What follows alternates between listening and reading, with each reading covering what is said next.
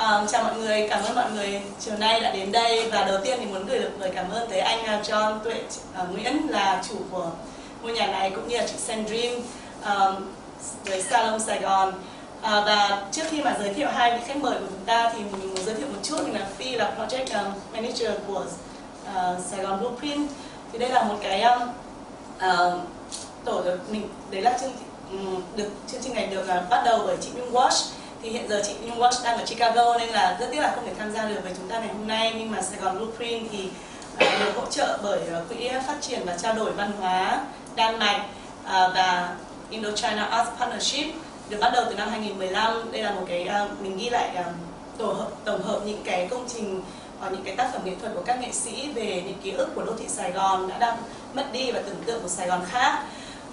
Và mọi người có thể tìm hiểu hơn về Saigon Blueprint trên Facebook hoặc là website đang được xây dựng.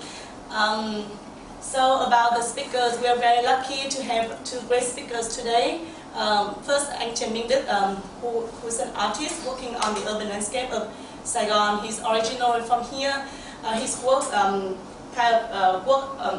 discuss the relationship between the collective and the individual, and the impact of memories through like art, like oral histories, postcards, how that affect people's understanding or reaction to the urban landscape and the history of the city. And Team Doling, I bet many of you heard or read like Team Saigonia or Historic Vietnam. Team is now working as a translator and curator, and also come back to research after a long period of time working in the public sector. Team is working on Hội An and Da Nang, right? And he has been in Vietnam for over 20 years and worked on a lot of projects funded by Play Teachers Foundation, like the Ford Foundation and the Rockefeller Foundation. Về hai người khách mời của chúng ta rất may mắn có được anh Trần Minh Đức ngày hôm nay, là một nghệ sĩ làm việc về những cái ký ức đô thị Sài Gòn, những ký ức cộng đồng, những ký ức cá nhân, mối tương quan giữa chúng và ảnh hưởng của những cái hình ảnh lịch sử, đặc biệt là lịch sử câu chuyện gia đình, hay là những cái câu chuyện truyền miệng, hay là hình ảnh, rồi là postcard, và ảnh hưởng của nó nhờ về suy nghĩ của người ta hoặc là phản ứng của con người ta về thành phố, về ký ức đô thị. Và bác Team Doling thì đã làm việc ở Việt Nam được hơn 20 năm, viết rất là nhiều sách và đang là cố vấn về du lịch cũng như là nghiên cứu về lịch sử. Hiện nay đang nghiên cứu nhiều hơn về Đà Nẵng và Hội An. Và team thì đã làm việc với rất là nhiều và tổ chức lớn như là UNESCO hay là the Ford of the Rockefeller Foundation. So I'm just not gonna talk any further, and we'll let Đức talk about his project with Bason, and I'm gonna translate it into English because he's gonna present in Vietnamese. Và không nói nhiều hơn nữa thì mình sẽ để cho anh Đức nói về những cái tác phẩm của anh liên quan đến Bason, và mình sẽ dịch sang tiếng Anh cho những bạn nào mà không nói tiếng Việt.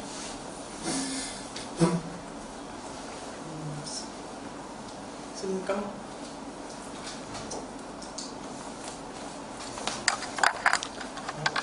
cảm ơn tất cả mọi người đã tới tham dự buổi nói chuyện ngày hôm nay.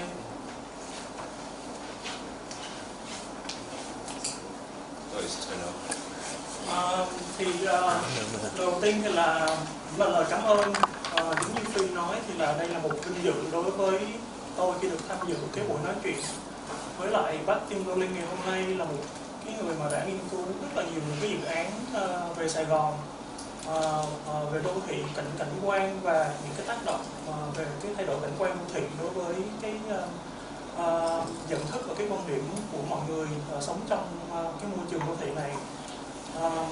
Và nó cũng liên quan tới cái dự án mà về Ba Son mà mình đã theo đuổi trong một khoảng thời gian cũng khá là dài. Thank you everybody. It's an honor for me to be here today, especially with team who has done a lot of research on Saigon, the urban memories, and its influence or impact on people's thinking and understanding of the city. And it also is very much related with my personal work on Bason. Cái xưởng đóng tàu Ba Son thì là nó gắn với lại cái ký ức tuổi thơ của mình nó rất là nhiều.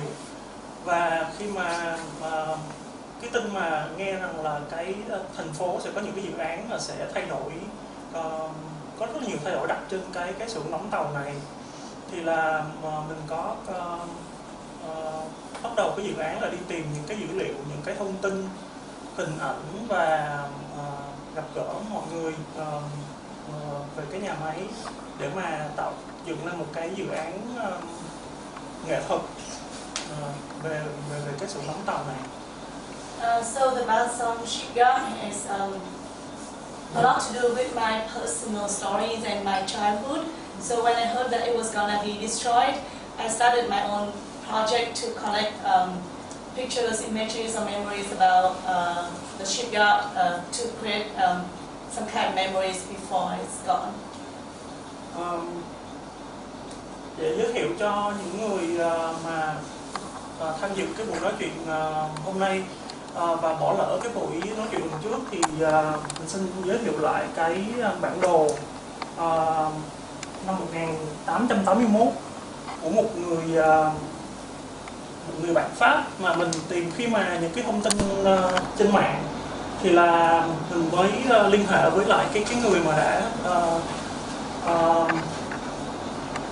gửi cái tấm hình này lên trên mạng và hỏi anh đi đến cái viện bảo tàng quốc gia, thư viện quốc gia của Paris để mà chụp cái tấm ảnh này cho mình. Thì đây là cái bản đồ của Sài Gòn được người Pháp vẽ năm 1881. Thì như các bạn thấy thì đây là cái xưởng Ba Son. Lúc này thì nó đã được gọi là L'arsenal de Saigon, và gần hơn thì đây là cái xưởng L'arsenal Saigon của người Pháp ở đây. Thì nếu mà mình đặt cái tên, cái từ khóa là L'arsenal de Saigon thì là sẽ có rất là nhiều cái hình ảnh mà được dẫn ra ở đây, thì chắc chắn là sẽ có rất nhiều những cái hình ảnh mà các bạn có thể tìm thấy trong những cái bài nghiên cứu của bác Tim Doling. So that image is a map of Saigon that was drawn by the French in 1881. And when I asked the person, the guy who posted it online, he actually took a picture of that at the National Library in Paris. And in that map you can see Basson in the corner, the lower left, the lower right corner. And if you search online, that's the L'arsenal de Saigon, and you will find a lot of images of Basson that you can also find in Tim's research and articles that he published online. Để mà biết được cái dòng lịch sử của cái nhà máy này, giống như tên gọi của nó thì là từ thời Nguyễn, là nó có tên gọi là Chu Sư, rồi xưởng thủy, rồi L'arsenal de Saigon, và sau đó là Basson de Radu. Thì là các bạn có thể dễ dàng tìm kiếm những cái bài nghiên cứu của bác Tim Doling và những cái chuyên gia lịch sử khác. Thì tham gia cái dự án Sài Gòn Blueprint thì là mình với tư cách là một nghệ sĩ thị giác, cho nên là những cái quan điểm đó và những cái người cộng tác đối với mình thì là nó đã trải qua những cái cảm xúc, những cái suy nghĩ và những cái quan hệ của cái người mà trực tiếp đối diện với những cái cảnh quan này, cho nên là những cái phần lịch sử và những cái thông tin mà nó mang cái tính mà chuyên môn hơn thì các bạn có thể hoàn toàn tham khảo những cái chuyên gia lịch sử và mẫu vật đó là bác Tim Doling. So for my talk as an artist and joining Saigon Blueprint, I will focus more on the personal stories and have emotional attachment of people to Basson. And for historical facts, you can just kind of look for yourself or reference experts on Mr. Tim's books. And for me, I'm gonna talk more about the artistic side. Đây là một cái hình ảnh chụp cái nhà máy Basson. Mình không rõ là năm nào, mình chỉ sưu tập được cái tấm ảnh đen trắng này, và là một cái ảnh mà chụp từ trên cao. Thì chúng ta có thể thấy là đây là cái thảo cầm viên của chúng ta ở đây.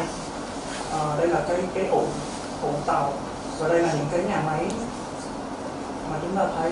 Và đây là cái đường ngũ cảnh, nó sẽ băng qua cái đường, đây là đường ngũ cảnh mới, cái đây là cái két nước. Thì không rõ là năm tháng nào là cái tấm ảnh này đã được chụp, mà mình chỉ là dùng cái bảng scan lại thôi.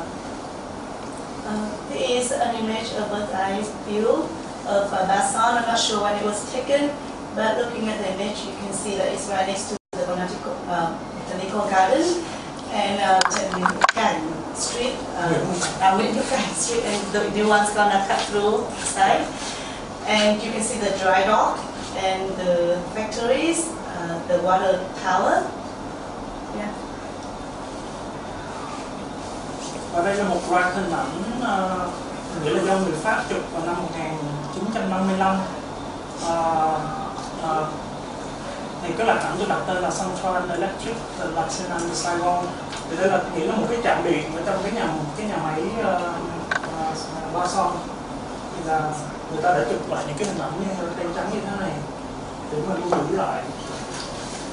Cũng không biết lý do là gì, nhưng mà mình có sưu tập được cái loại này. So also managed to collect some pictures taken by the French. I don't know what's the reason behind it, but they were taken in 1955, and it's the electrical workshop in Salon. Và đây là những cái loạt ảnh mới, có thể là trong những năm 90 người nó đã là chuyển sang những cái loạt ảnh màu rồi. Thì là chúng ta có thể thấy rất là rõ ràng đó là cái tình yêu có thể là của cái người công nhân ở trong nhà máy, và đó là cái tình yêu về tàu của họ. Thì là họ chụp tàu rất là nhiều những cái tấm ảnh về tàu, những cái ụ, đây là cái ụ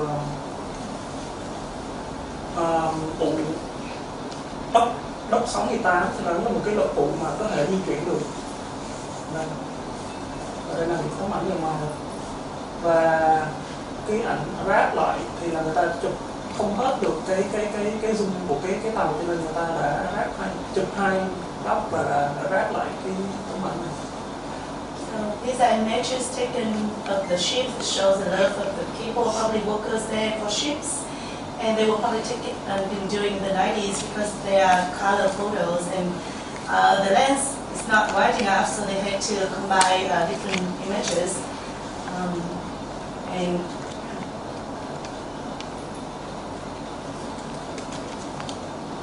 và đây là những người công nhân làm việc trong nhà máy Ba Son. Cũng là những cái loạt ảnh mà công nhân họ tự chụp cho nhau ở trong cái nhà máy này.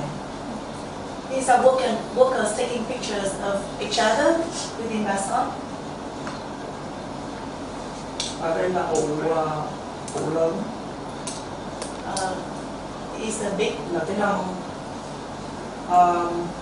về những cái biển mà có ghi những cái năm tháng như thế này, thì thực sự là mình cũng không biết được là đó là cái ngày sửa chữa của cái ụ hay là cái ngày người ta thi công và hoàn thành cái ụ. Thì một lát nữa chúng ta sẽ có phần hỏi đáp, thì là các bạn có thể hoàn thành hỏi chuyên gia tư vấn của chúng ta. So for the date, I'm not sure if that's when the dock was built or when it was finished, but then maybe you can wait until Q&A and ask the team about those kind of facts that I'm not so sure about. Và trong xưởng đóng tàu Ba Son thì có chọn cái ngày truyền thống là năm 1925, thì nó không phải là cái ngày mà nhà Nguyễn chọn cái địa điểm đất này để mà xây cái nhà máy Ba Son, hay là một cái thời điểm nào trong quá khứ, mà là nó là cái ngày mà Tôn Đức Thắng đã lãnh đạo cái công nhân Ba Son ở trong nhà máy để mà tổ chức một cuộc đình công, và cái cuộc đình công này nó đã thành công, cho nên là nhà nước đã chọn cái ngày này để làm cái ngày truyền thống của cái nhà máy Ba Son.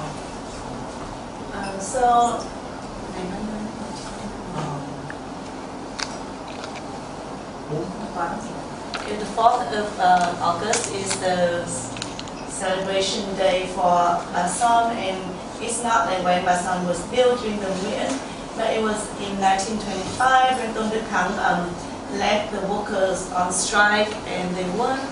So the government chose that date to be the kind of Salon celebration day. Có rất là nhiều hy vọng trước khi mà cái nhà máy này bị dỡ bỏ đi, tại vì là trong nhà máy có những cái di tích mà đã được nhà nước công nhận là di tích lịch sử văn hóa, nhưng mà cuối cùng thì như chúng ta đã thấy thì là tới bây giờ thì mọi thứ đã hoàn toàn thay đổi hết rồi. There was a lot of hope that somehow Bason would be safe because many sites within Bason were chosen, classified as historic site by the government. But then, as we can see, that everything is gone now. So. Đây là hình ảnh thời Việt Nam Cộng Hòa và cái địa điểm này là cái hội trường của cái nhà máy Salon. Thì đây là nơi diễn ra rất là nhiều những cái hoạt động văn nghệ và từ thời Việt Nam Cộng Hòa cho tới sau khi thời điểm năm 1975 thì nó diễn ra những cái hoạt động văn nghệ, chiếu phim và sinh hoạt ở trong nhà máy này. It is a common area in Bason, and before 1975, a lot of events and happened during Bason during the period of time for the workers. Ở đây là một cái buổi phim chạy cũng là dưới thời Việt Nam Cộng Hòa, và sang thời sau năm 75 thì những cái hoạt động văn hóa thể thao nó cũng diễn ra trong nhà máy. Those were pictures before 1975. It was a race, and even after the war, entertainment and other kind of cultural events still happen in Bason.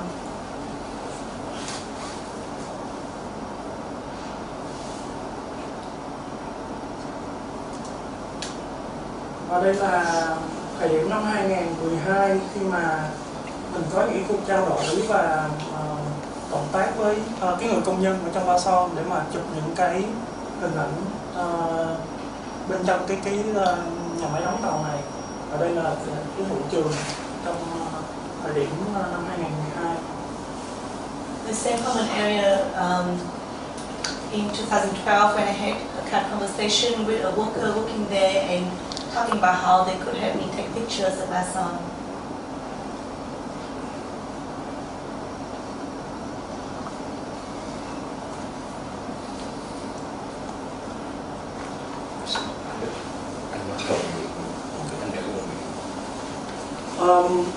Vừa rồi trong tháng 12 thì là một cái buổi mà ra mắt sơ khởi về cái dự án này của mình, thì là cái triển lãm nó đã được diễn ra ở cái văn phòng A21 của kiến trúc sư Nguyễn Hòa Hiệp.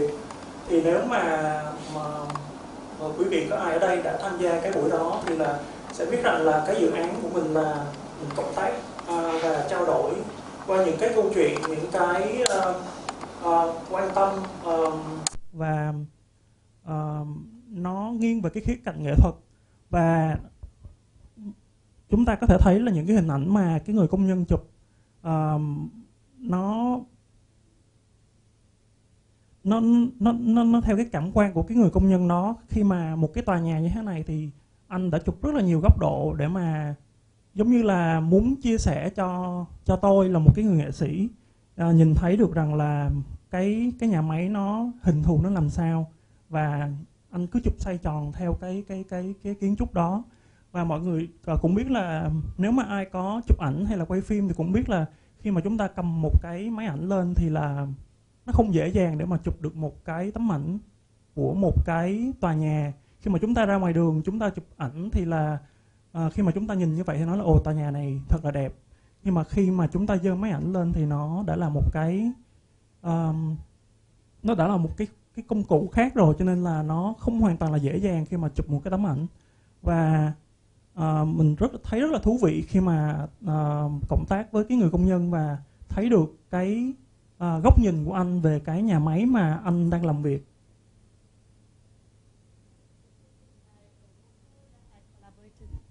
These are pictures taken by worker that I collaborated with, and then I just show these pictures in 821 studio by kiến trúc sư Nguyễn Hòa Hiệp, who took pieces from Bason and made his house.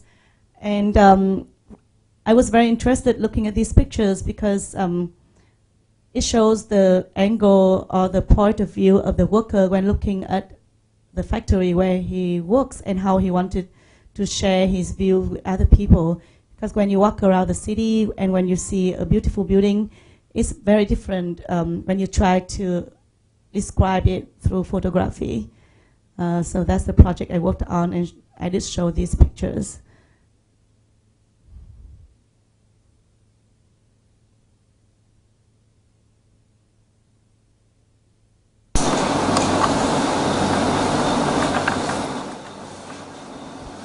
Và đây là một cái loạt ảnh chụp khác, là một cái xưởng thủy mà thời điểm năm 2012 thì nó trong cái tình trạng như thế này.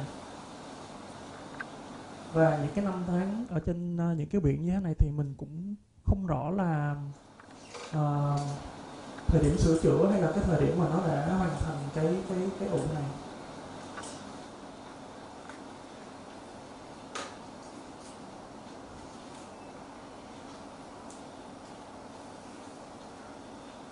Đây là cái ù nổi mà khi mà một cái con tàu nó được xây xong thì là người ta sẽ hạ thủy cái con tàu nó từ trên cái chuyền này.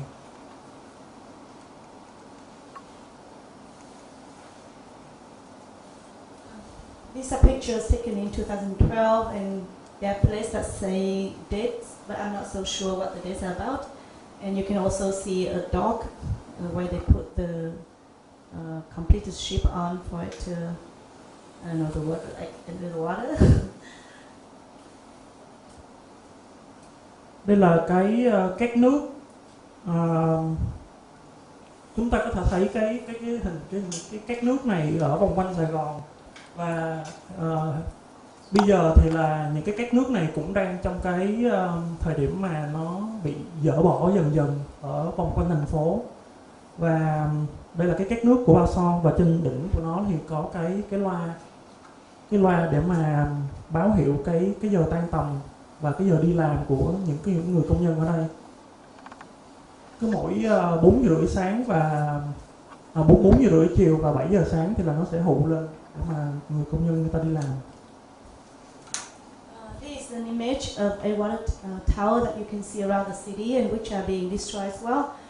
On the top you can see an amplifier, and it tells the workers when to start the day at 7 a.m. and another time is 4:30 p.m. when the workday is done.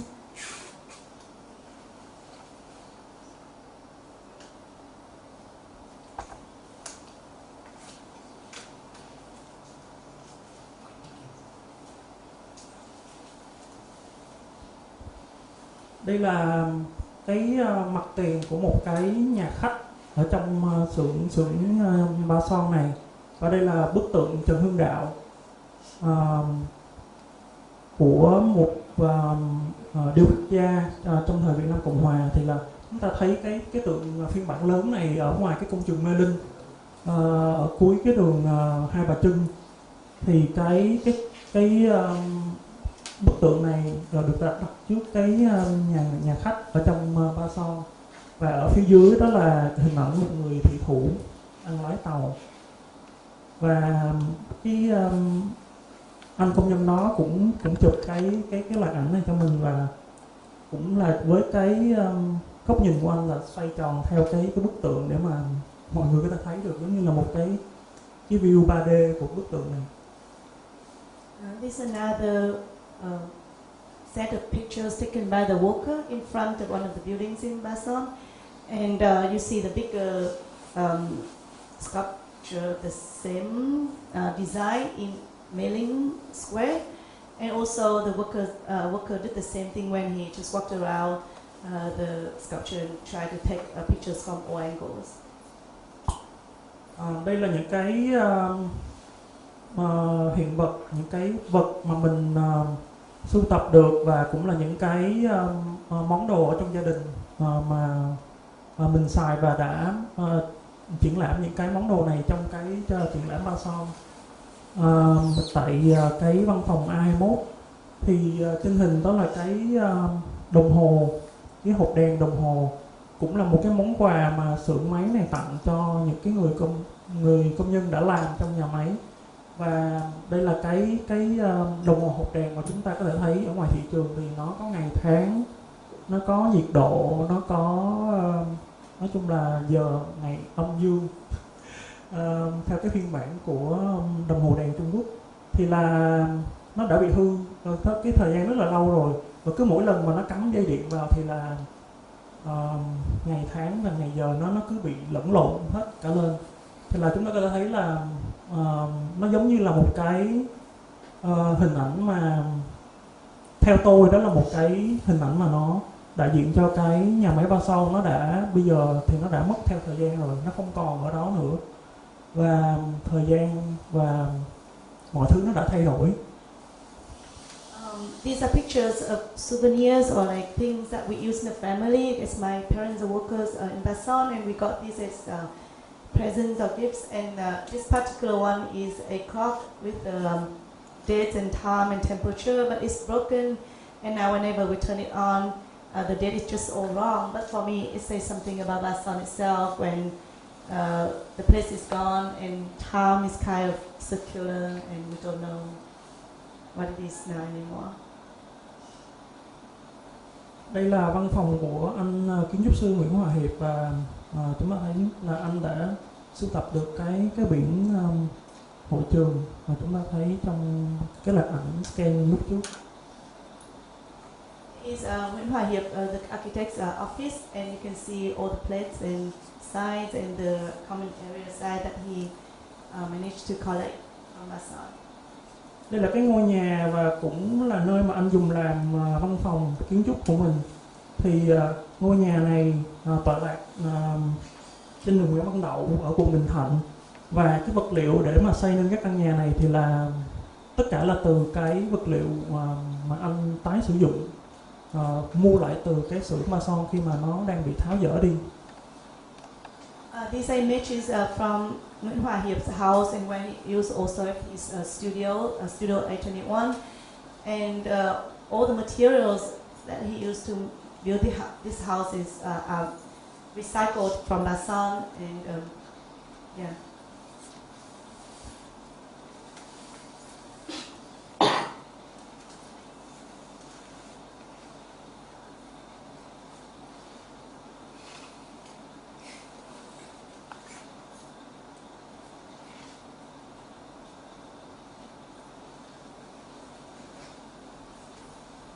Đây là những cái video cũng là do mình nói chuyện và hợp tác với cái người công nhân để mà quay cái cảnh video này. Thì là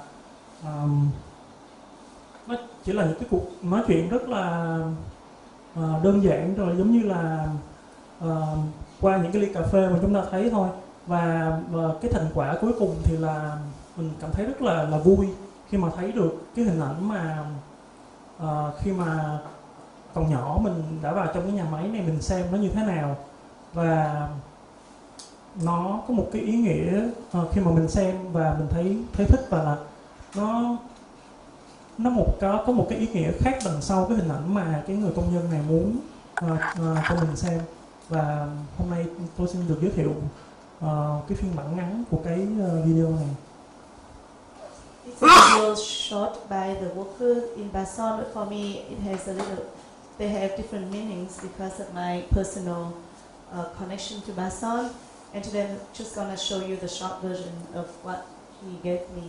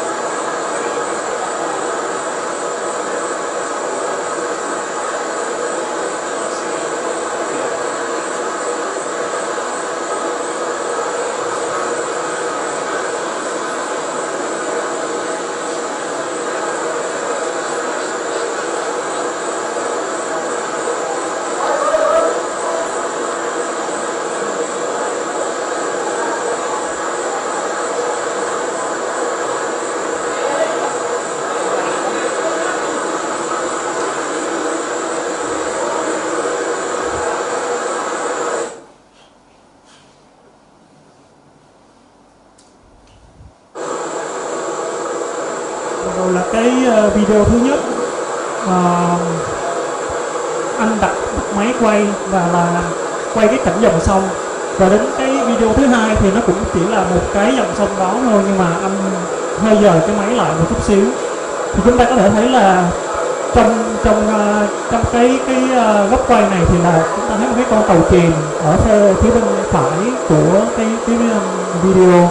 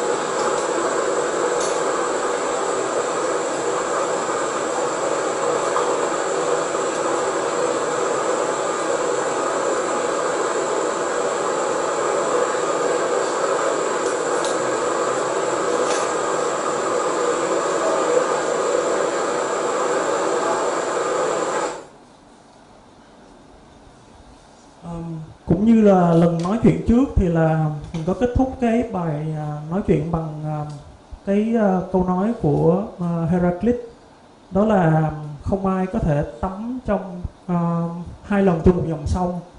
Thì là có những cái điều trong cuộc sống mà nó diễn ra, nó tồn tại ở đó và nó mất đi, và có rất nhiều thay đổi trong cái cuộc sống của chúng ta mà nhiều khi chúng ta muốn mà cũng không thể nào mà níu giữ được. Thì với mình cái ký ức về cảnh quan đô thị cũng như là cái xưởng máy ba son này, nó cũng như là cái lời của Heraclit đó, và cũng giống như là cái đoạn video mà cái anh công nhân đã giúp mình quay, và đó cũng giống như cái suy nghĩ mà anh đã muốn chia sẻ với mình, và hôm nay là mình đã được chia sẻ với mọi người, và xin cảm ơn là mọi người đã tới tham gia cái buổi nói chuyện hôm nay.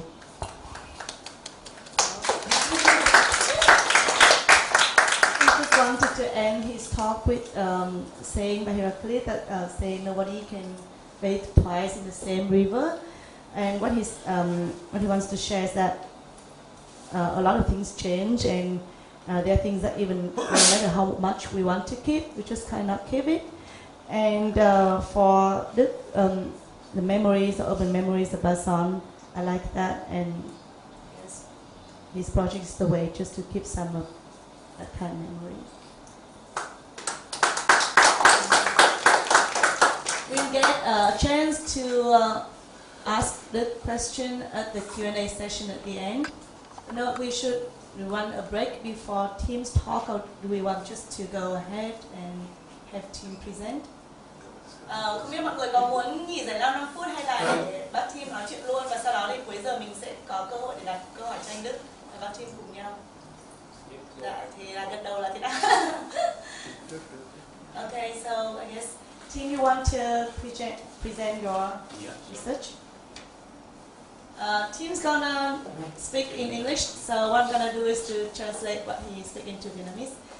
Team thì sẽ trình bày bằng tiếng Anh, cho nên là mình sẽ dịch sang tiếng Việt. It's woken up. Can you hear me? Great. Well, while we're waiting, I'd just like to thank Dick for that really fascinating visual representation of this very important heritage site, which sadly is now lost to all of us. So I'm going to, in a moment, present you with the history of Ba Son Shipyard, because it's so integrally connected with the context of the growth of the Nguyen dynasty state. I'm going to start with a brief survey of Saigon history before that time, before the inception of the first Bason shipyard, which of course is the Chusa workshop from the time of the Nguyen lords. Đầu tiên là muốn cảm ơn Đức về cái bài thuyết trình rất là tuyệt vời về những cái hình ảnh của Bason, và về phía tôi về cái ký ức cũng như là một cái di sản văn hóa quý giá của Bason mà của Sài Gòn bây giờ bị mất đi. Và về phía tôi thì tôi sẽ trình bày với các bạn về lịch sử của Bason, nhưng mà trước khi trình bày lịch sử về Bason nói chung thì tôi sẽ kể cho các bạn nghe một cái câu chuyện ngắn về lịch sử của Sài Gòn. So, this is what we've done already, and as I explained, we'll be looking initially at how it fits into the context of the development of the Nguyen dynasty state. So if we move right the way back to the 11th century, we can see that before the 16th century, the central and southern regions of what is now Vietnam were occupied mainly by Malay Polynesian groups, particularly the Cham kingdoms along the coast, and inland by Mon Khmer speaking groups, the largest of which of course was the Great Khmer Empire. Thì đầu tiên là như tôi đã nói thì chúng ta sẽ xem là Bason sẽ nằm như thế nào trong cái dòng chảy lịch sử và có vai trò nào trong cái thời gian nhà Nguyễn. Thì trước thế kỷ 16 thì cái phần Trung và Nam của Việt Nam ngày nay thì là đất của người Cham và người Khmer, và cái đặc biệt là cái vùng đất trong đất liền thì là kinh đô của người Khmer. So in the subsequent centuries, this border region becomes a very contested area, particularly as the population grows in the Viet Kingdom of Dai Viet, and more land is needed to feed the growing population. Đặc biệt là cái khu vực ở miền Trung càng về sau thì càng thành một cái khu vực rất là căng thẳng, bởi vì dân số của Đại Việt tăng dần lên và cần có nhiều đất hơn. So if we move forward to the 16th century, this is when what's called in Vietnamese the Nam Tien, or the march southwards, really begins to get underway for the first time in a big way. Và nói đến thế kỷ 16 thì cái thời kỳ này có thể được coi là thời kỳ Nam Tiến trong lịch sử Việt Nam, khi mà người ta bắt đầu đi nhiều hơn về những cái dòng chảy di dân lớn hơn về phía Nam. So it was at this period that the Chin family is beginning to move to consolidate its position as supreme advisors at the court of the lay emperor in Hanoi, in Thang Long. And the Nguyen family is gradually being eliminated. The father is killed, the elder brother is killed, and eventually Nguyen Huang, the second brother, decides that for safety he should seek permission to set up a lordship in this central region here, which is now approximately Quang Tri. Và càng về sau thì nhà Trịnh càng có vai trò thúc đẩy cái vai trò mạnh của mình hơn trong kinh thành, thì để đảm bảo an toàn cho mình, nhà Nguyễn sau khi người cha rồi là anh trai bị giết thì Nguyễn Hoàng đã quyết định là xin là làm chúa ở cái khu vực miền Trung mà bây giờ thì là khu vực Quảng Trị. So as time goes on, excuse me, as time goes on, he builds up his armed forces and he begins to push the Cham people further south. Càng về sau thì ông càng phát triển mạnh lực lượng của mình và đẩy người Champa xuống gần về phía nam. So when we go to 1611, he's pushed the border further south to Phu Yên. Như vậy là đến năm 1611 thì người Nguyễn Hoàng đã đẩy người Cham xuống khu vực bây giờ hiện nay là Phú Yên. So by the time we get to the time of the second lord, Nguyen, the Nguyen are beginning to eye the Mekong Delta, which is a potentially fertile rice growing area to which many Chinese merchants have been traveling in and out for many centuries. Đến thời kỳ của chúa Nguyễn thứ hai là Nguyễn Phúc Nguyên thì nhà Nguyễn bắt đầu để mắt tới khu vực đồng bằng sông Cửu Long, là nơi đất đai rất là màu mỡ và nơi có nhiều người nhiều thương lái Trung Quốc mà ra vào trong một thời gian dài. So at this point, we can see that Pray Nor Khor, Saigon, is actually the palace of a second king, like a vice king of the Khmers. Now, the Khmers at this time, the kingdom is much reduced in size and power from the Great Khmer Empire and is under pressure from Siam to the west, and is very receptive to overtures from the Nguyen for a marriage alliance.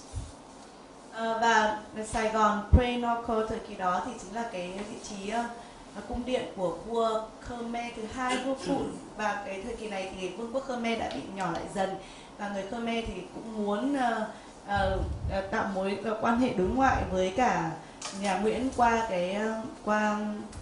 kết hôn. So in around about 1620, we don't know exactly, but a marriage alliance took place. The daughter of the Nguyen Lord married King Checheta of Cambodia, and as a result, this alliance between the Viets and the Khmers took place. Vào năm 1620 thì công chúa Nguyễn Phúc Thị Ngọc Vạn kết hôn với cả vua Checheta của người Khmer, và cái mối liên hệ giữa hai quốc gia cũng được bắt đầu. Now, the daughter of the Nguyen Lord is now the Khmer Queen, and she ruthlessly uses her position to advance Viet interests within the Khmer court, and also since a customs house is made available to the Viets in Prenocor, at this point the first settlement begins to take place. So the first Viet settlers began arriving from the north. Và cũng cái cuộc hôn nhân này vào công chúa đã thúc đẩy cái mối quan tâm của người Khmer đối với người Việt, và thúc đẩy mối quan hệ để mà có những cái người Việt đầu tiên bắt đầu di chuyển xuống phương Nam và sinh sống ở đất người Khmer. So it's soon after this time, we don't know exactly, but certainly during the course of the 17th century, that the first Viet name of Saigon, as we know it, Ben Nghe, begins to appear to replace the old Khmer name of Prenocor. Cũng trong thời kỳ này thì cái tên đầu tiên, tên tiếng Việt đầu tiên của khu vực này đã được đặt ra, và đấy là cái tên Bến Nghé thay cho tên Prenocor của người Khmer. Now, you can see that the frontier continues to be pushed forward by the Nguyen dynasty during the 17th century. The Port Chams are being squeezed even further. At this point, they are very keen to build on their foothold in the Mekong Delta, but they don't have the military and financial resources to do this. The other thing they're very keen to do, and this is obviously connected with the potential for rice growing in the Mekong Delta, is to develop the economy. But at this time, there's no distinct merchant trading class in Viet society. Và khi mà họ đẩy cái bờ cõi của mình xuống phương Nam thì cũng muốn phát triển kinh tế rồi là quân sự, nhưng mà họ chưa có đủ cái nguồn lực về quân sự hay là tiền để mà có thể làm được điều đó, và rồi rất muốn đặt một cái tiền đề hoặc nền tảng vững chắc của mình ở phương Nam. Now you're probably aware that the old Cham port, which became known as Phi Pho, Hoi An today, was very active from the early 1600s. What we do know is that the Nguyen relied very heavily on the Japanese, in fact made them masters of traffic at the port. They controlled and developed the port on behalf of the Nguyen right the way down to the 1630s. But in 1635, the Japanese government enacted the policy of sakoku, which is kind of closing the doors to outside trade, and so all the merchants were called home. So this Japanese period was very brief. Vào giữa thế kỷ 17 thì nhà Nguyễn đặc biệt là tin tưởng vào người Nhật và những cái thương gia người Nhật, và để cho họ gần như làm chủ cái cảng Tràm, Phi Pho hay là Hội An ngày nay. Nhưng mà sau đó đến khoảng những năm 1630 thì chính phủ Nhật đưa ra cái chính sách bế quan tỏa cảng, thành ra tất cả những người thương gia Nhật Bản đều phải quay về nước, thành ra cái thời kỳ người Nhật ở Việt Nam rất là ngắn. So another opportunity presents itself in the mid 17th century. This is the overthrow of the Ming Emperor. As a result, the new Qing dynasty is set up, and what we see are many Ming supporters being driven out of China by the end of the 1640s. And these people become refugees throughout Southeast Asia. They're looking for somewhere to live. Và vào năm 1644 thì có một cái cơ hội khác, đấy là nhà Minh bị lật đổ và thay vào đó là nhà Thanh ở Trung Quốc. Và những cái người mà ủng hộ nhà Minh thì không còn cách nào khác là phải trở thành tị nạn và đi tìm vùng đất mới ở Đông Nam Á. Now the key thing is many of these people were traders by profession. They were seen to be good for the economy, so rather than driving them away, the Nguyen dynasty invited them in. And initially they set up a port very close to what is modern Hue, Phu Xuan, Kim Long, and they also took over from the Japanese in Phai Pho. Và tại vì là họ đa số những cái người ủng hộ nhà Minh này thì đều là những thương gia, thành ra nhà Nguyễn thấy được cái lợi ích của họ thì mời họ về Việt Nam, và bởi thế mà họ không những là mở rộng một cái khu buôn bán bến cảng ở Kim Long gần Phú Xuân hoặc là hay gọi là Huế ngày nay, mà cũng thậm chí là thay thế người Nhật ở Hội An. But more important as far as the South is concerned, what we see in the 1680s is the arrival of large fleets of ships carrying two great armies of these Minh refugees. These people, we're told by the chronicles, are treated to a banquet and promised land in the Mekong Delta. So effectively, the Nguyen Lord, Nguyen Phuc Tan, who is one of the most dynamic of the Nguyen Lords of this period, was using them to indirectly colonize the South. Và thời kỳ này có thể thấy những cái con thuyền rất là lớn chở những cái người ủng hộ nhà Minh xuống phía Nam, và họ được hứa, được các chúa nguyện hứa là sẽ cho đất rồi xây dựng cuộc sống mới. Như vậy một cái cách thú vị là đặc biệt là các chúa nguyện, đặc biệt là chúa Nguyễn Phúc Tần đã sử dụng họ như là một cách để mà đô hộ phía Nam. So as in this period we see the beginnings of the large settlements in and around Bien Hoa, My Tho, and also separately under the administration of the Khmer government, another major Ming settlement was set up in Ha Tien. Và như vậy thì chúng ta sẽ thấy rằng là những cái nhóm người di cư đã bắt đầu an cư lạc nghiệp ở một số những cái vùng tập trung như là Biên Hòa, Bình Thuận, Biên Hòa, Mỹ Tho, và một cái góc nhỏ Hà Tiên. Okay, this sort of indirect colonization of the South worked for a short time, but by the late 1680s we see a big Chinese uprising. They're trying to strike out for autonomy. So in fact, the subsequent Nguyen Lord, Nguyen Phuc Chu, decides enough is enough. We're going to impose direct control over the South. And so in 1698, the Zadin prefecture is set up. And this has two main centres, one in Bien Hoa, the other one in Saigon today, Bến Nghé. Nhưng mà cái thời kỳ đô hộ gián tiếp này không kéo dài được lâu, bởi vì những năm 90 là người Trung Quốc lại muốn chống đối và muốn giành được độc lập của riêng mình, cho nên là chúa Nguyễn Phúc Chu thấy rằng như thế thì là đã quá đủ rồi và quyết định xây dựng thành lập vùng Gia Định với trung tâm là Bến Nghé và Biên Hòa ngày nay. This is also the time when the two very important trading centres, Gulao Pho in Bien Hoa and the Minh Hương xã in what is now Salon were also set up. Và có hai trung tâm buôn bán kinh doanh phát triển, đấy là Biên Hòa và khu vực xã Minh Hương hay còn gọi là chợ lớn. And of course the most important was the Yin Phin Chan, which is the capital based in Bến Nghé. This becomes the capital of the prefecture, and with the what is now Salon just down the road, this is the beginnings of the kind of twin city arrangement which continued right down until the present century, or the last century. Đặc biệt quan trọng là Dinh Phiên Trấn hay là Bến Nghé ngày nay là thủ phủ của khu vực Gia Định và trung tâm mua bán xã Minh Hương hay là chợ lớn, và kéo dài tận bây giờ thì hai thành phố sinh đôi ở Twin City tồn tại tới ngày nay. Okay, so just briefly, throughout the 18th century, the Nguyen really begin to consolidate their position in the south, and gradually through taking advantage of disputes in the Khmer court, they take more and more territory. They're now in direct control rather than relying on the support of the Chinese. And by the time of the last Nguyen Lord, Nguyen Phuc Tuan, what we see is the sphere of influence of the Nguyen in the Mekong Delta more or less corresponds to where the current border is. Và đặc biệt là đến đầu thế kỷ 18 thì nhà Nguyễn đã dần dần khẳng định được vai trò của mình ở miền Nam và tranh thủ cái sự bất hòa trong kinh ở trong kinh đô của người Khmer ngày càng lấy được nhiều đất ở miền Nam hơn, và cả một cái khu vực đồng bằng Mekong rộng lớn trở thành nằm ở dưới quyền của nhà Nguyễn. Now this came at a price because, particularly during the reign of the 8th Lord, very ambitious 8th Lord, Nguyen Phuc Quat, a huge amount of money was spent on settling the south, setting up military fortresses, inviting settlers to come in and live under its protection.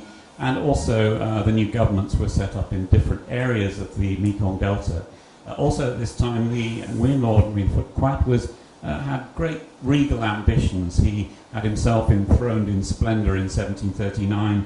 He built very lavish palaces, spending huge amounts of money at a time when there was actually an economic downturn in this state in the south, now known as Dang Chong. Nhưng mà tất cả những cái điều đó thì không phải là thì lại gây ra những hậu quả khó lường, tại vì Nguyễn Phúc Phát là vị chúa thứ 8 thì có những tham vọng rất là lớn và sử dụng rất là nhiều tiền của để xây dựng thế mạnh của mình ở miền Nam. Cộng thêm vào đó là tự xây cho mình nhiều những cái lô đài rồi bỏ ra rất là nhiều tiền, và bởi như thế trong cái thời kỳ mà kinh tế ở đằng trong thì lại đang đi xuống. During the brief reign of the minority Lord Nguyen Phuc Tuan, who was only about 12 or 13 years old, all of the discontent at the heavy taxation which had been levied during the reign of Nguyen Phuc Quat came to a head, and this blew up into what became the Tay Sơn uprising. Nhưng mà cái thời kỳ đó thì không kéo dài được lâu, khi mà chúa Nguyễn Phúc Thuần lên thay thế vua cha thì chúa thì còn quá là nhỏ, 12 tuổi, và tất cả những cái vấn đề của đằng trong như là thuế cao rồi là kinh tế đi xuống thì đã đẩy lên đến đỉnh điểm, là dẫn đến cái cuộc nổi loạn của nhà Tây Sơn. I'm trying to cut a long story very short. I will just simply say that by the 1780s, the Tay Sơn had taken control of the north and were in command of what is more or less current territory, although technically at this time the state was still very fragmented.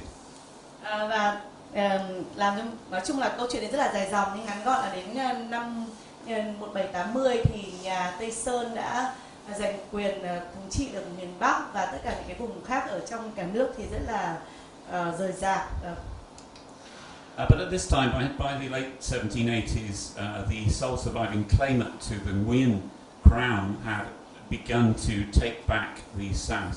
And by 1790, he'd taken control of much of the Mekong Delta and also set up his temporary capital in Gia Đình. Nhưng mà vào đến những năm 80 thì cái người còn sót lại của nhà Nguyễn là Nguyễn Phúc Ánh thì đã bắt đầu giành được quyền thống trị ở miền Nam, và đến năm 1790 thì đã có giành được quyền thống trị ở gần như là toàn bộ khu vực đồng bằng sông Cửu Long. Now this Nguyen Lord Nguyen Phuc An, the key thing was he secured support from the French. This enabled him to take the fight back to the Tay Sơn. And once he was secure in Gia Đình, with French assistance, he built the first great citadel of 1790. Và chúa Nguyễn Phúc Ánh thì điều đặc biệt là ông ấy lại tìm cái sự trợ giúp từ phía người Pháp, và nhờ có sự trợ giúp người Pháp mà đã xây cái thành đầu tiên là thành Quy ở Gia Định. So this is the first of the Vauban citadels, of which nearly 40 were eventually constructed throughout the country, right down to the 1840s. Và đây là một cái kinh thành đầu tiên trong số những cái thành về sau sẽ được xây dựng ở khắp cả nước cho đến tận những năm 1840 thành Vauban. Now this is when we actually get onto the subject of Ba Son, because this is when the Chusa workshop makes its first appearance in the pages of history. Và bây giờ thì chúng ta có thể bắt đầu tập trung vào cái phần chính là về Ba Son, tại vì tại thời điểm này thì xưởng Chu Sơ bắt đầu xuất hiện trên bản đồ lịch sử Việt Nam. Very important to Nguyen Phuc An was the military advice, military training given to his soldiers and his navy by the French. And after reoccupying Gia Đình in 1790, the French assisted him to build the Chusa naval workshop, to build a modern fleet to take the fight back to the Tay Sơn. Đối với Nguyễn Phúc Ánh thì cái điều quan trọng nhất đấy là làm thế nào để có thể đào tạo được lính thủy của mình, và như thế là ông đã vào năm 90 là xây dựng xưởng đóng tàu Chu Sơ với mục đích là người Pháp sẽ giúp ông đào tạo một cái đội quân tinh nhuệ, lính thủy tinh nhuệ để có thể đánh lại nhà Tây Sơn. And you may be aware that the person we know was in charge both of the construction and running of the shipyard and also of the fleet was this guy, local hero Bozi Nguyen, who is buried in Phu Nhuận. Và chúng ta biết rằng là cái người mà đứng đầu xưởng cái công cột đóng xưởng tàu cũng như là đứng đầu cái đội quân đội thủy quân không ai khác là Võ Di Ngụy, mà mộ của ông thì hiện nay đang ở quận Phú Nhuận. And he really is responsible for masterminding the subsequent successful naval campaigns, which led eventually to the Battle of T9 in 1801. And this, of course, paved the way for the final victory. Và Võ Di Ngụy chính là cái người đứng sau cái trận chiến chống lại nhà Tây Sơn vào năm 1801. Nghe không bác? T9. Thị nái. Nại. Okay, so we now have, for the first time, a unified state known as Vietnam, initially known as Vietnam, and Nguyen Phúc Anh is enthroned as Emperor Salon. Vậy là lần đầu tiên trong lịch sử thì cả đất nước tập trung vào một mối và chúa Nguyễn Phúc Ánh trở thành vua Gia Long. And of course he returns to his family homeland in Phu Xuân, Huế. Và tất nhiên là ông trở về quê hương của mình ở Phú Xuân, Huế. Now, after he became emperor, what we see is that the Chuseo shipyard emerges as an important shipbuilding center. We know that it was also a cannon foundry, and it probably employed several thousand workers in various disciplines. Và khi mà chúa Nguyễn Phúc Ánh trở thành vua Gia Long thì Chu Sư cũng trở thành một cái xưởng đóng tàu vô cùng quan trọng, cũng như là nơi sản xuất thuốc súng, và có những lúc mà có hàng ngàn người công nhân làm việc ở đây. So the first description we have of the Ba Son shipyard as we know it comes from the geography of Gia Đình Thanh Thong Chi by Trịnh Hoài Đức. Và cái lần đầu tiên xưởng mà đóng tàu Ba Son thì chúng ta biết là được ghi lại trong lịch sử, đấy là trong Gia Định Thành Thông Chí của Trịnh Hoài Đức.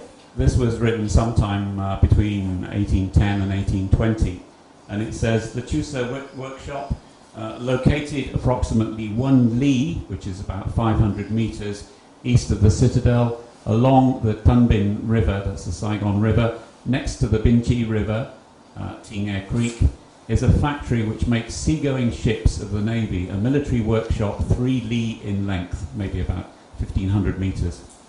Vậy là ở trong cái cuốn Gia Định Thành Thông Chí thì Trịnh Hoài Đức có viết là xưởng Chu Sơ ở cách phía đông thành bộ 1 dặm, dọc theo bờ sông Tân Bình, quanh theo sông Bình Trị, nhà làm gác để hái đạo thuyền là dụng cụ thủy.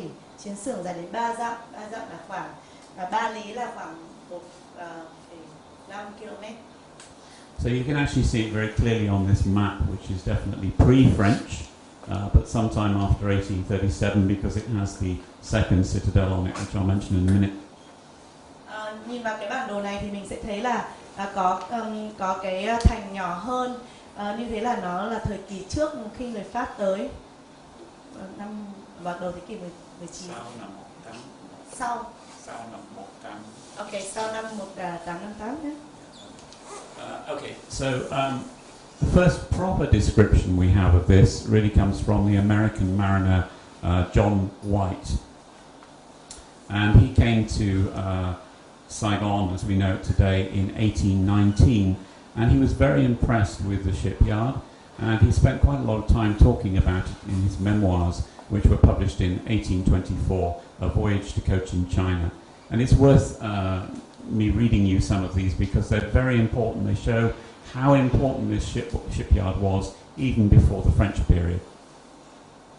Và cái người đầu tiên mà viết về Ba Son này chính là John White, một người Mỹ đến Sài Gòn vào năm 1819 thì chúng ta biết về nó, và ông ấy viết ở trong cái cuốn là một chuyến đi đến Cochin China, và tôi sẽ nghĩ là đáng để mà tôi đọc một phần trong cái cuốn sách này thì nó sẽ cho chúng ta thấy cái ấn tượng của ông như thế nào với Ba Son. So in the northeastern part of the citadel on the banks of the Deep Creek is the Navy Yard and Naval Arsenal where, in the time of rebellion, which is the Tay Son War, some large war junks were built and 2 frigates of European construction under the superintendence of French officers. Trong phần phía đông bắc của thành phố, trên bờ một con rạch sâu là xưởng và kho vũ khí hải quân. Ở đó trong thời gian nổi dậy, một số chiến thuyền lớn đã được xây dựng cùng với 2 tàu khu trục do những người châu Á xây dựng dưới sự lãnh đạo các sĩ quan Pháp. This establishment does more honor to the Annamites, the Viets, than any other object in their country. Indeed, it may vie with many of the naval establishments in Europe. Cơ sở này dành thêm danh dự cho người An Nam hơn bất cứ điều gì khác trong đất nước của họ, vì nó có thể ganh đua với rất nhiều cơ sở hải quân khác ở châu Âu. There were no large vessels built or being built, but there were simple materials of the most excellent kind for several frigates. The ship timber and planks excelled anything I had ever seen. Không thấy đóng tàu lớn, nhưng có nhiều vật liệu đơn giản thuộc loại tốt nhất để lắp ráp nhiều tàu khu trục. Gỗ và ván làm tàu tốt hơn bất cứ thứ gì tôi đã từng nhìn thấy. There were about 150 galleys of most beautiful construction hauled up under the sheds. They were from 40 to 100 feet long, some of them mounting 16 guns of 3 pounds caliber. There were besides these about 40 other galleys afloat. Galleys.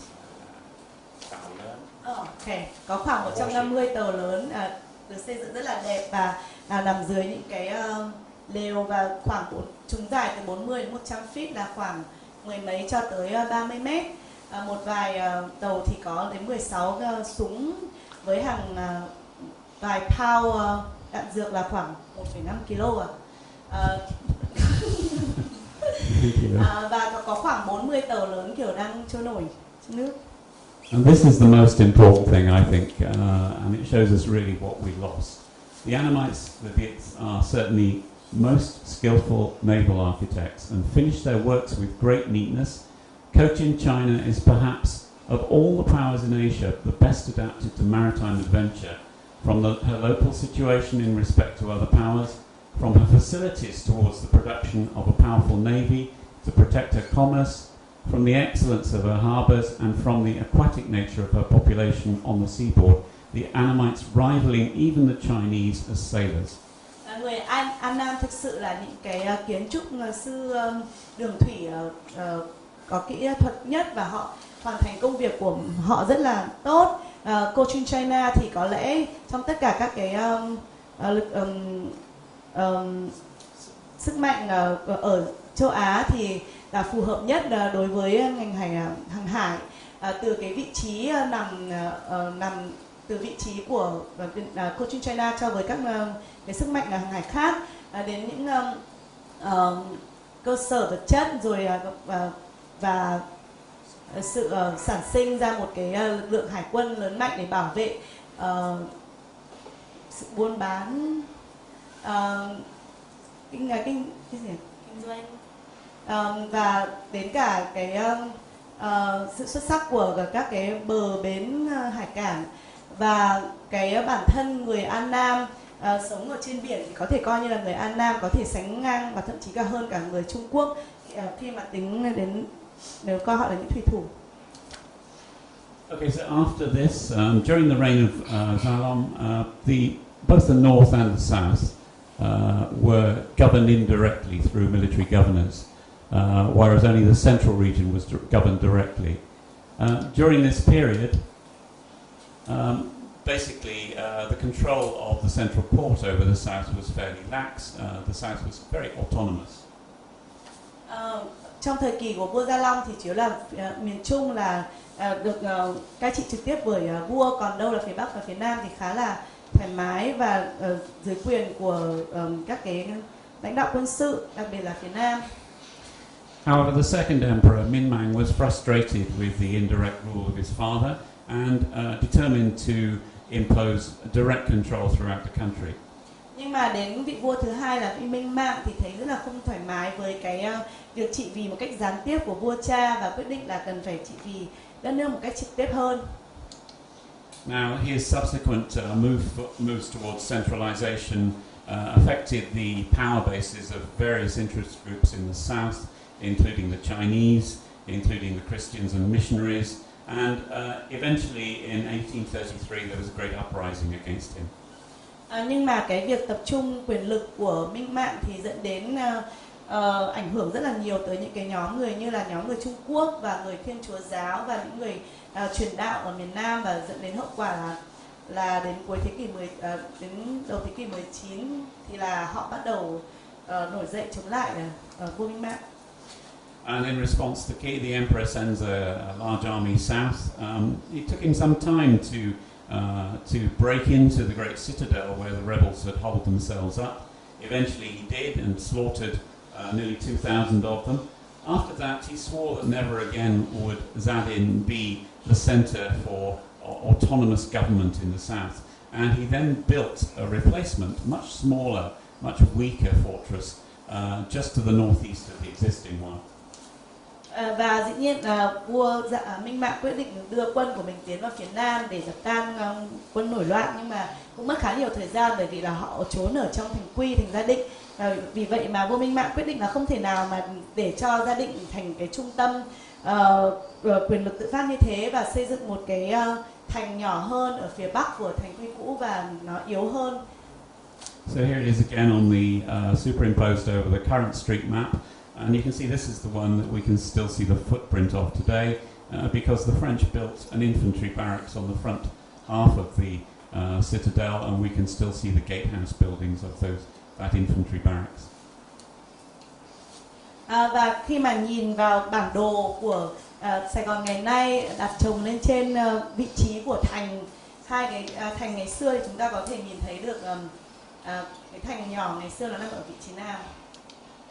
So in subsequent years, persecution of missionaries and Catholics intensified under Tiêu Chi and Tô Đức, and this inevitably led to conflict with the French.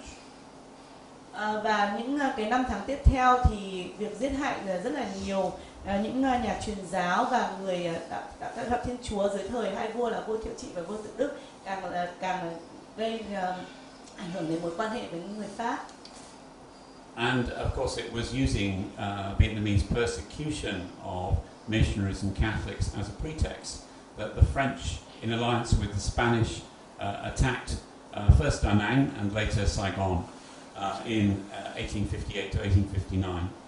Và lấy cái lý do là người Việt đã giết những người Thiên Chúa cũng như là những người truyền đạo, thì một cái đội quân liên kết giữa người Pháp và người Tây Ban Nha đã tấn công Đà Nẵng, sau đó là tấn công Gia Định vào năm 1859.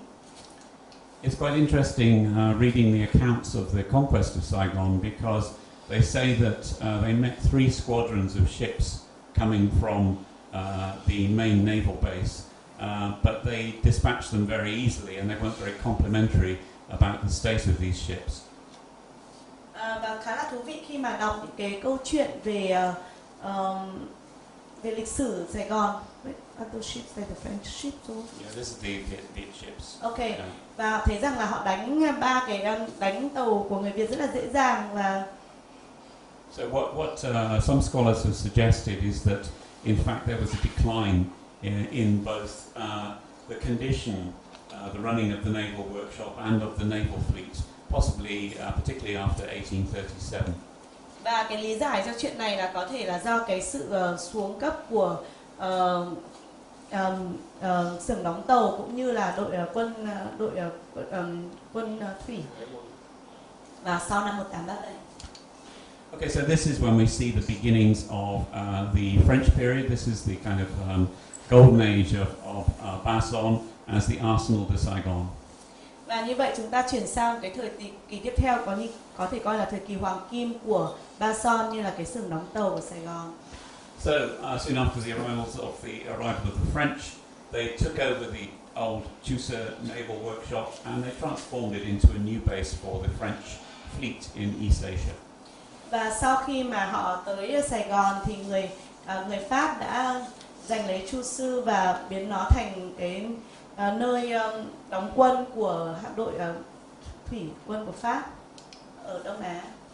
It took them a few years to get enough money together, but finally in April 1864 the arsenal de Saigon was formally established, and we're told that it incorporated a metal workshop, a rope making atelier, a kiln, a carpentry workshop, and a boat repair dock. And this boat repair dock is the small dry dock.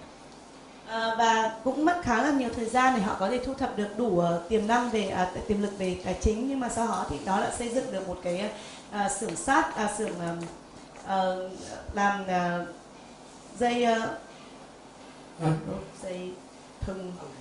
thừng, rồi là xưởng sửa chữa, xưởng đóng tàu, và cái xưởng sửa cái chỗ ụ tàu để sửa tàu, chính là cái ụ tàu nhỏ. And also a machine forge and a large crane were added by the nearby naval artillery, which was just down the road. Và dĩ nhiên là một cái một cái không nghĩ ra được tiếng okay. I don't remember. Nhưng mà xây dựng thêm một cái trung tâm đóng tàu ở gần sông tàu này, với cả một cái cần cầu 10 tấn. Of course, this was fine for small repairs, but they had very large ships coming in and out at that time, so they needed a larger dry dock. And so in August 1866, they purchased an iron floating dock from Randolph Elder and Company of Glasgow in Scotland. Nhưng mà cái ụ tàu nhỏ thì không thể nào mà sử dụng được đủ để sửa những cái tàu lớn, bởi vì lúc đấy đóng những nhiều tàu lớn. Cho nên tới năm 1866 thì họ mua một cái ụ tàu sắt lớn từ công ty Randolph Elder and Co ở Glasgow, Scotland. We don't have any pictures of the one which arrived here in Saigon. This was an identical one which was actually sold to the Dutch East Indies shipyard in Surabaya. Chúng ta thì không có bức ảnh của chính cái ụ tàu mà đã được bán cho người Pháp ở Sài Gòn vào năm đó, nhưng mà đây là một cái ụ tàu tương đối giống y như vậy, được bán cho người the Dutch East. This seems to have done good service for around about 15 or 16 years, but then in 1881 tragedy struck. Và nó chỉ sử dụng được khoảng đến 16 năm, nhưng mà đến năm 1881 thì nó chỉ. So the thing sank. It was a cause of great embarrassment in the French administration. Apparently it had gone so rusty it was no longer seaworthy. Dĩ nhiên là cái ụ tàu thì nó chìm, và đấy là một niềm xấu hổ với người Pháp. Now after this it was absolutely crucial to install a full dry dock. Because at this point you can see we have the arrival of these great Ironside ships, and they all need fixing, and they need a dry dock to fix them in. So money was rushed through from France, and finally they found the money to do it. But for several years they had to send the ships to Sydney and Hong Kong to be repaired, which was very, very expensive. Và dĩ nhiên lúc này điều cần kíp là có một cái ụ tàu thực sự, tại vì là trong cái thời kỳ đó có rất nhiều tàu lớn đến Sài Gòn và cần được sửa, mà họ không thể sửa được, thành ra lại phải chuyển tàu đến Sydney và Hồng Kông, tốn kém rất là nhiều tiền. And then finally in 1884 to 1888, this is the dates on the picture we saw, Dick showed us, the dry dock was constructed. And it was finally inaugurated on the 3rd of January 1888. 1888, sorry. Cuối cùng thì giữa năm 1884, 1888 thì cũng đã có đủ tiền và quyết định xây dựng được cái ụ tàu, và nó được khánh thành vào ngày 3 tháng 1 năm 1888. And we have a good description of it from Eugène Bonheur in 1900. He says the dry dock is 168 meters long and can receive the largest ships of war, ensuring our squadrons a perfectly safe and convenient refueling and rehabilitation point.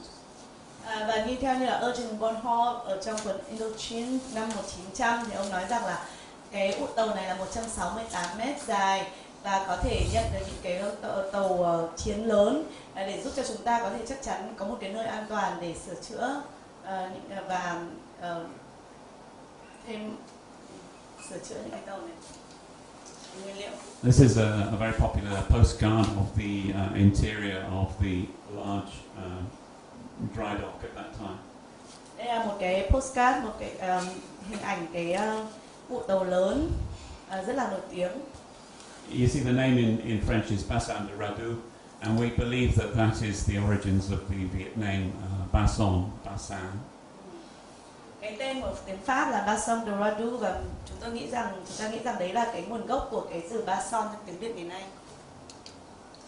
So in subsequent years, once the dry dock was there, of course, the pressure was on to upgrade this great installation. And at that point, from the end of the 1880s onwards, it was upgraded and equipped with the very latest shipbuilding technology. Những năm tiếp theo thì cái tàu luôn luôn được cải tiến và được sắp đặt với những cái kỹ thuật hàng hải hiện đại nhất. And we have another description by Bonheur. He says the arsenal has all the tools necessary for the most difficult repairs. There is a power hammer of 2 tons which can even forge a propeller shaft. The new work which has been implemented significantly increases the defensive value of this installation. Theo như Eugene Bonheur thì ông nói rằng là cái xưởng đóng tàu này có tất cả những cái đồ dụng cụ tối tân nhất để sửa chữa những ca khó khăn nhất, và thậm chí còn có cả một cái dìu lực 2 tấn,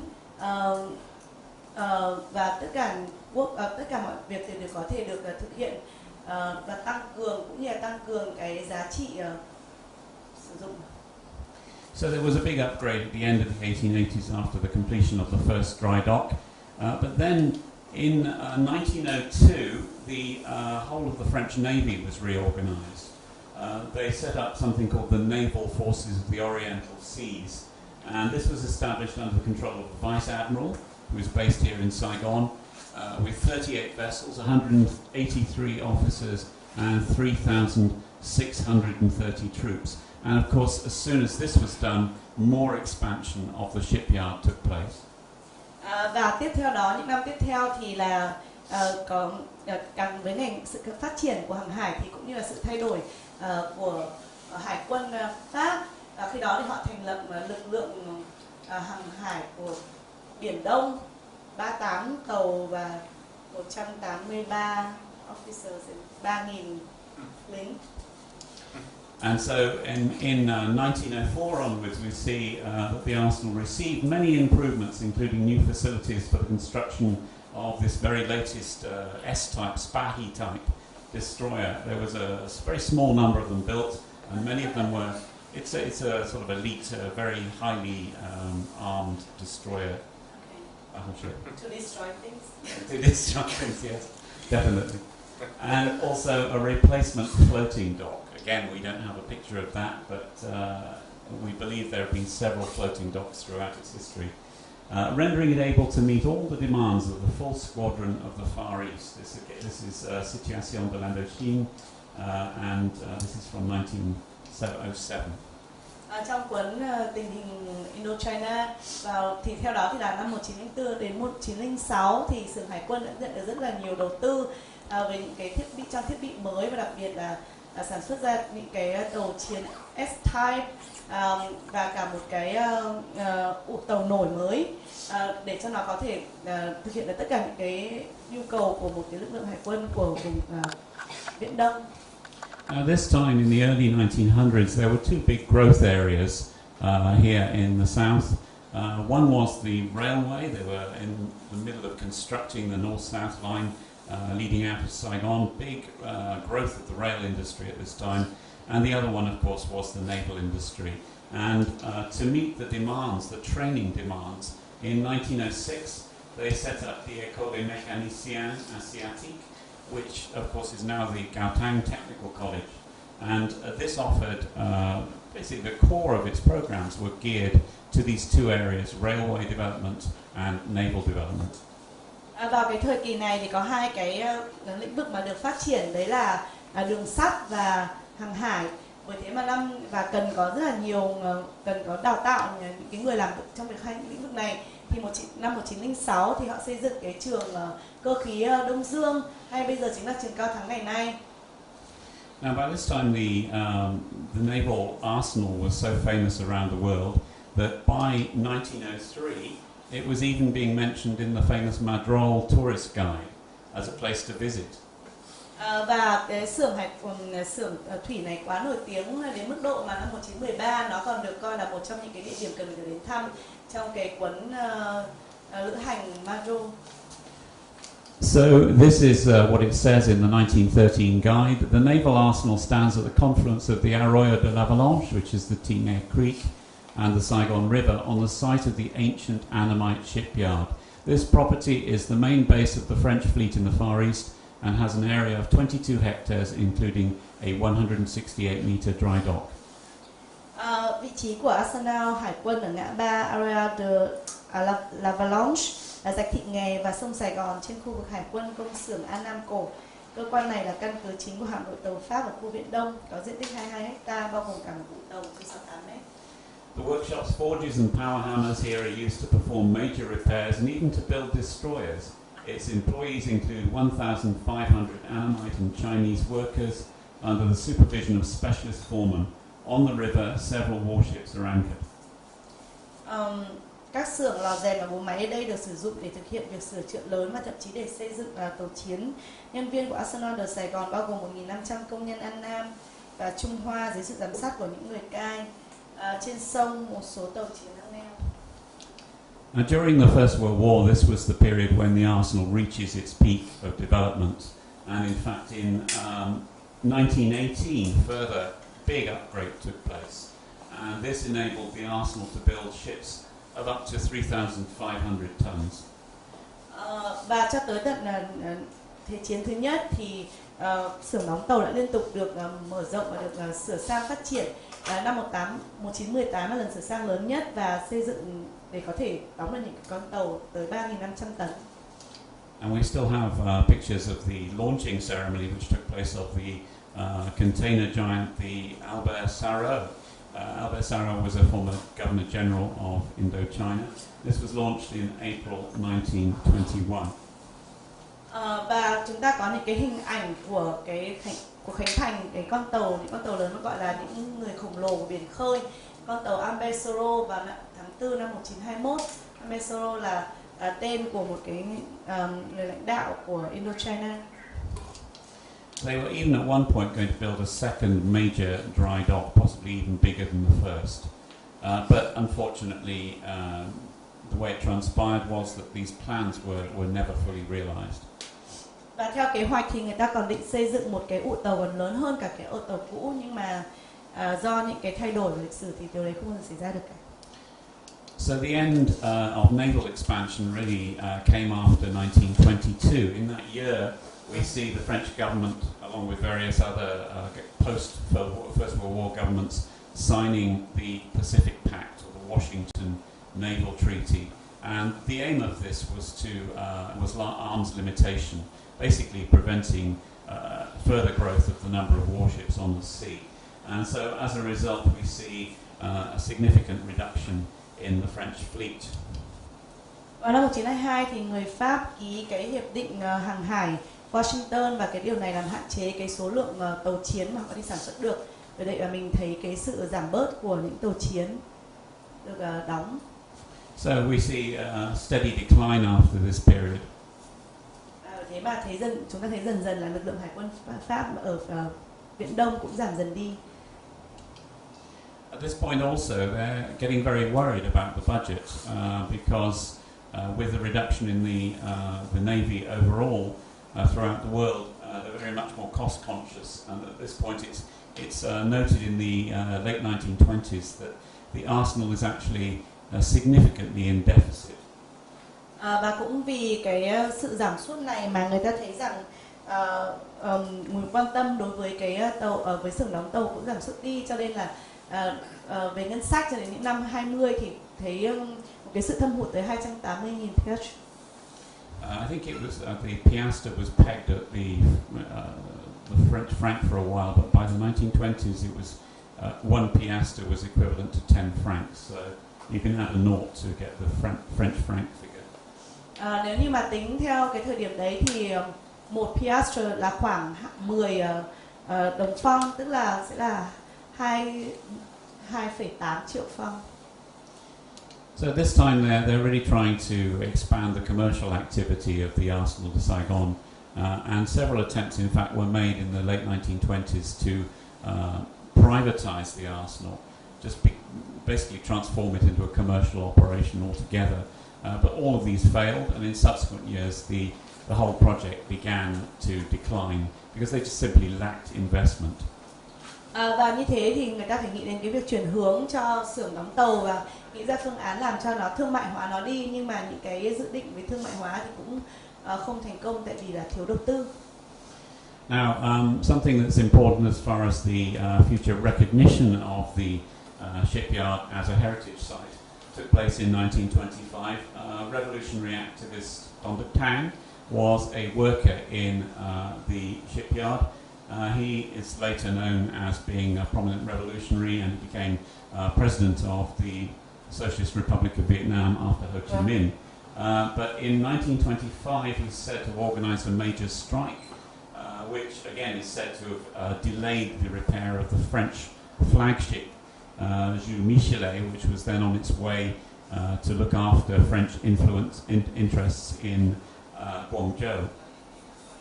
Và một trong những cái điều khiến cho Ba Son trở thành di sản văn hóa nữa là bởi vì ở đây vào năm 1925 thì nhà cách mạng Tôn Đức Thắng đã lãnh đạo một cuộc nổi dậy để chống lại và làm hoãn lại cái việc sửa chữa của tàu Jules Michelet mà đang trên đường đến Trung Quốc. And it was this which, this link with Don Duc Thang, which secured recognition, later secured recognition of one of its workshops. Not the whole compound, but just one workshop where Don Duc Thang actually worked. And this would take place in 1993. Vào năm 1993 thì chính cái mối liên hệ với Tôn Đức Thắng mà một trong những cái xưởng đóng tàu, không phải tất cả các xưởng ở Ba Son mà chỉ một trong những cái xưởng nơi Tôn Đức Thắng làm việc đã được coi như là một cái địa điểm, một cái di tích phải bảo tồn. If we move forward to the Second World War, we can see Indochina is occupied by the Japanese for nearly 5 years, and during the Japanese occupation, from here in Saigon, they were here for about 4 years. From 1941, in fact, up to 1945, the Royal Imperial Japanese Navy used Ba Son as a refueling and repair base. Và trong cái thời Thế chiến 2 thì Indochina bị đô hộ bởi người Nhật trong 5 năm 1940-1945, và Ba Son được sử dụng như là nơi họ sửa chữa cũng như là tiếp nhiên liệu. And of course, this made Saigon, and particularly the arsenal, a prime target for Allied bombing, which not only caused devastation in the arsenal itself, but also caused a huge amount of damage in and around the area. Several of the nearby convents were partially destroyed by stray bombs during this period. Và chính cái điều này khiến cho Ba Son trở thành một cái trong những cái điểm đánh bom của quân đồng minh, và nó không những ảnh hưởng tới Ba Son nói riêng mà còn cả những cái khu vực xung quanh nữa. And again, earlier we saw a picture that Duc showed us, and it said "Réparé 1947." I believe this was probably repaired after the bombing of the Allies when they were targeting the Japanese naval installations. Cho nên là nếu mà nhớ lại cái bài nói chuyện của anh Đức thì có một cái đoạn mà có cái tấm biển ghi là được sửa vào năm 1945, thì có thể đấy là được sửa sau khi mà quân đồng minh đánh bom vào Ba Son. Okay, so this is the final phase of Ba Son's existence, from 1955 through to around about 2015, the last 60 years of its operation. Và cuối cùng là tôi sẽ trình bày về cái phần cuối của cuộc đời của Ba Son là 1955 đến năm 2015. So following the Geneva Convention 1954, the French fleet withdraws from Saigon. Sau hội nghị Geneva vào năm 1954 thì người Pháp rời khỏi Sài Gòn. And on 12th of September 1956, the arsenal is transferred to the Republic of Vietnam Ministry of National Defense. And at this point it takes as its name the Vietnamese name Ba Son. Vào tháng 12 tháng 9 năm 1956 thì xưởng đóng tàu được chuyển quyền sang Việt Nam Cộng Hòa, và được đổi tên thành cái tên bây giờ chúng ta biết đến là xưởng đóng tàu Ba Son. Now from this point on, during this 60-year period, it functioned both as a naval shipyard and as a commercial enterprise. And it built vessels of up to 10,000 deadweight tonnage and repaired vessels of up to 35,000 deadweight tonnage. So medium-sized containers could be repaired, container carriers could be repaired, but the actual construction was quite limited during this period. Từ 1955 đến 2015 thì nó có công năng vừa là cái xưởng đóng tàu quân sự nhưng mà cũng vừa là mang tính thương mại và có thể đóng những cái tàu lên tới 10.000 tấn và sửa những cái tàu tới 35.000 tấn. Tuy nhiên là việc đóng tàu thì khá là hạn chế. The key thing was that the larger ships that came here were all commercial container ships, were freight carriers, whereas the military vehicles coming in, the military ships coming in, were all fairly small in size. Đa số thì những cái tàu lớn thì là những cái tàu thương mại, còn các cái tàu quân sự thì đến đây thì khá là nhỏ. So now we lead inevitably to the end of the era of Bason Shipyard. Và cuối cùng là chúng ta đến với cái chặng cuối của cuộc đời của Bason. So it's been planned to gradually decommission Bason over the past decade, although it wasn't agreed finally on what would happen to it. And during this last decade, ship repair and construction has gradually been relocated to, particularly to Tivai and also to other installations, with a view to the final demise of the shipyard of the city. Trong 10 năm qua thì dần dần người ta chuyển dần những cái việc đóng tàu hay là sửa tàu từ Bason tới những cái địa điểm khác trong đó Tivai và Rịa Vũng Tàu để chấm dứt Bason. Now I need not tell you that Bason preserved many very important original French workshop buildings, including several excellent examples of industrial architecture dating back to the 1880s, some of them possibly even earlier. Và cũng không cần phải nói nhiều hơn, nhưng mà chúng ta thấy rằng là Bason đã gìn giữ được chúng ta rất là nhiều những cái công trình kiến trúc đóng ở xưởng, công trình nhà xưởng của Pháp, đặc biệt là một số những cái công trình công nghiệp rất là quan trọng từ những năm 1880. Now, I mentioned earlier the connection with Don Duc Tang, and that was the direct reason why on the 12th of August 1993, Bason, it says, because of its historical, architectural and revolutionary importance, the memorial site of President Don Duc Tang, which is Mechanical Workshop 323, where Don Duc Tang worked, was recognized as a national historic monument. Và như tôi đã nói thì là vào ngày 12 tháng 8 năm 1993 thì cái xưởng cơ khí 323 nơi mà Tôn Đức Thắng làm việc thì được là cái địa điểm tưởng nhớ. Tôn Đức Thắng thì đã được coi như là một cái di tích lịch sử. So it was only that one workshop, and in fact the Heritage House, which was built in more recent years outside Bason, was focused more on that particular workshop and on the history and heritage connected with Don Duc Tang, rather than on the whole workshop. Bởi thế mà sau này cái nhà tưởng nhớ được xây dựng ở gần đó thì cũng chủ yếu là tập trung vào tưởng niệm Tôn Đức Thắng nói riêng, chứ không hề nói đến cái lịch sử của Bason nói chung. So, as I'm sure you know, for many years travel and tourism experts saw Bason as a golden opportunity to boost tourism in Saigon. Tourism in Saigon is always very limited. The length of stay here is very limited. It would be an opportunity to create a kind of a seaport centre style development with shops, bars, restaurants, and particularly a maritime history museum. You can see from what I told you earlier, there's more than enough information to fill a maritime museum about the importance of this site. And I'll show you some sites while he is translating, which we were using as a model.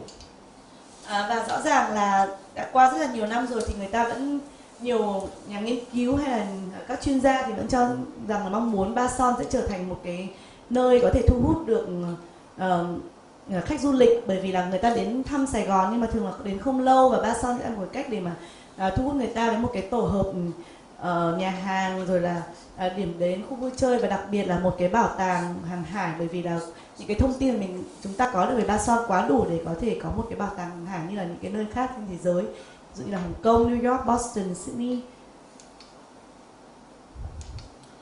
Now, in 2013, somebody I've worked with in the past, a leading figure in the Vietnamese heritage sector, Lu Chan Tiêu, who was president of the Vietnam Cultural Heritage Association, argued very strongly that the shipyard, its dry dock and related works should be listed as a national heritage site. And I'll put up on the screen the Vietnamese translation of what he said, and I'll read you the English. He said, Ba Son Shipyard, the large dry dock and related works in the Ba Son compound have a special historic and cultural value. This is the only site in our country which still retains relics of the establishment and development of Vietnam's shipbuilding industry, which commenced with the workshop of the Nguyen lords in the 18th century and continued through the French period to the present day. It's evidence of the marine economy of our country. It's a place associated with the activities of the working classes in the Vietnamese shipbuilding and ship repairing industry throughout successive eras. And he also went on, in view of these special values, the Vietnam Cultural Heritage Association recommends that the chairman of Ho Chi Minh City People's Committee directs concerned departments urgently to prepare a dossier to be submitted to the Ministry of Culture, Sports and Tourism, recognizing the large dry dock and related works as historic and cultural relics at national level. At the same time, the association also urges Ho Chi Minh City urgently to prepare a dossier recommending the cultural and historic relics of Ba Son Shipyard, large dry dock and related works as a special national monument to the Prime Minister to consider and list. So you probably don't need to translate. No. My glasses back on. Okay. So, very clear recommendation there, and one which I'm sure all of us here would agree with. Sadly, it was completely ignored, and we all know what came next. So instead it was decided to demolish the old buildings, to sell the land and assets to JSC, the Ho Chi Minh City Commercial Service Joint Stock Company, which of course is an affiliate of the Vin Group. And the aim is to develop the complex into a major commercial, financial and services center. Và rõ ràng là như chúng ta đã biết chuyện gì đã xảy ra, thì những cái lời đề xuất đó không được thực hiện, và bây giờ thì Ba Son đang được phát triển trở thành một trung tâm thương mại, dịch vụ tài chính bởi Vingroup. And that's a plan of the future Vinhomes complex. Đây là mặt bằng của Vinhome trong tương lai. And these are some pictures of what's been done up to now. Đây là những bức ảnh miêu tả chúng ta chuyện gì đã xảy ra cho tới thời điểm hiện tại. This one I find particularly tragic. Đặc biệt là bức cái ảnh này thì tôi thấy rất là đau lòng. So I'll close by saying that I think the demise of the Ba Son shipyard marks yet another step in what has become the systematic destruction of Saigon's built heritage. And sadly, at the current rate, there are now at least one or two buildings being destroyed per week, some of them quite large. We can expect that only a handful of major heritage sites will be left in the city by 2025. Tôi sẽ kết thúc cái buổi nói chuyện của mình bằng việc nói rằng là cái sự đi xuống của Ba Son này cũng giống như là một cái bước tiếp theo trong cái điều tôi gọi là một sự phá sản một cách có hệ thống những di sản lịch sử của Sài Gòn. Và với cái tốc độ hiện nay thì cứ mỗi tuần có 1 đến 2 tòa nhà bị phá đi, có khi là những tòa nhà rất lớn, thì tôi sợ rằng đến năm 2025 chúng ta sẽ chỉ còn một vài tòa nhà, một vài di tích kiến trúc còn sót lại trong thành phố Sài Gòn. That's at the current rate of destruction, but we all hope that we can do something to stop the current rate of destruction. Well, đấy dĩ nhiên chỉ là cái tốc độ bây giờ, nhưng mà tôi nghĩ rằng là chúng ta có thể làm một điều gì đó để giảm tốc quá trình phá sản di tích này. Thank you, and I'm quite happy to try and answer questions if I can. Cảm ơn và tôi sẽ trả lời những câu hỏi nếu tôi có thể. Anh Đức, I guess I'll ask Đức to join us for the Q&A session. We are quite on time, it's exactly 5, so we have half an hour for questions and answers from our speakers here. So, Thank you so much, team, and then for. I feel like I know a lot of myself from my that I really don't. So, any questions, please? I would have one question. Now, when you look, I mean, sad enough to see all these pictures, but now when you look, I think opposite of the Meridian Hotel, more or less, there's some kind of, how do you call it, dry dock? Dry dock, that's what you call it, right? Still existing, right? There's one kind of repair place where you see sometimes also a boat there. Is that in any way connected to the facilities which were there? Or is that something completely different and it might also stay there for the future? I personally haven't seen that dry dock. It could be the old small dry dock. Maybe Đức, you have more experience? Let me just translate the questions. Câu hỏi của anh này là khi mà đứng nhìn ở từ trên xuống thì thấy có một cái ụ tàu nhỏ nữa thì không biết có dính dáng gì với cái ụ tàu của bác Son hay không, thì bác Tim bảo là bác không rõ, là cũng chưa nhìn thấy, thành ra anh Đức có thể sẽ có câu trả lời. Cái đó thì là có khả năng là cái ụ nhỏ nó vẫn còn sót lại, và có một cái xưởng đó là xưởng điện tử electric workshop, và có hai cái nhà ở mặt tiền đường Tôn Đức Thắng á, là cái gọi là cái nhà truyền thống ngày xưa là hai cái tòa nhà Pháp rất là lớn ở đằng mặt tiền Tôn Đức Thắng thì vẫn còn. Thì mình có hỏi một vài người, vài kiến trúc sư thì là người ta nói là chỉ chờ để mà những cái dự án mới nó đến thì là người ta sẽ xử nó.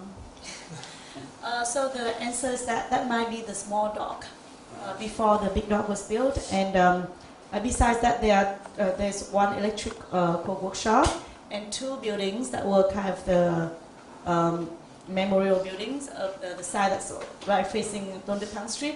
But then those may have the same fate. They're just waiting for further plan of development for the site, and they won't be destroyed later in the process.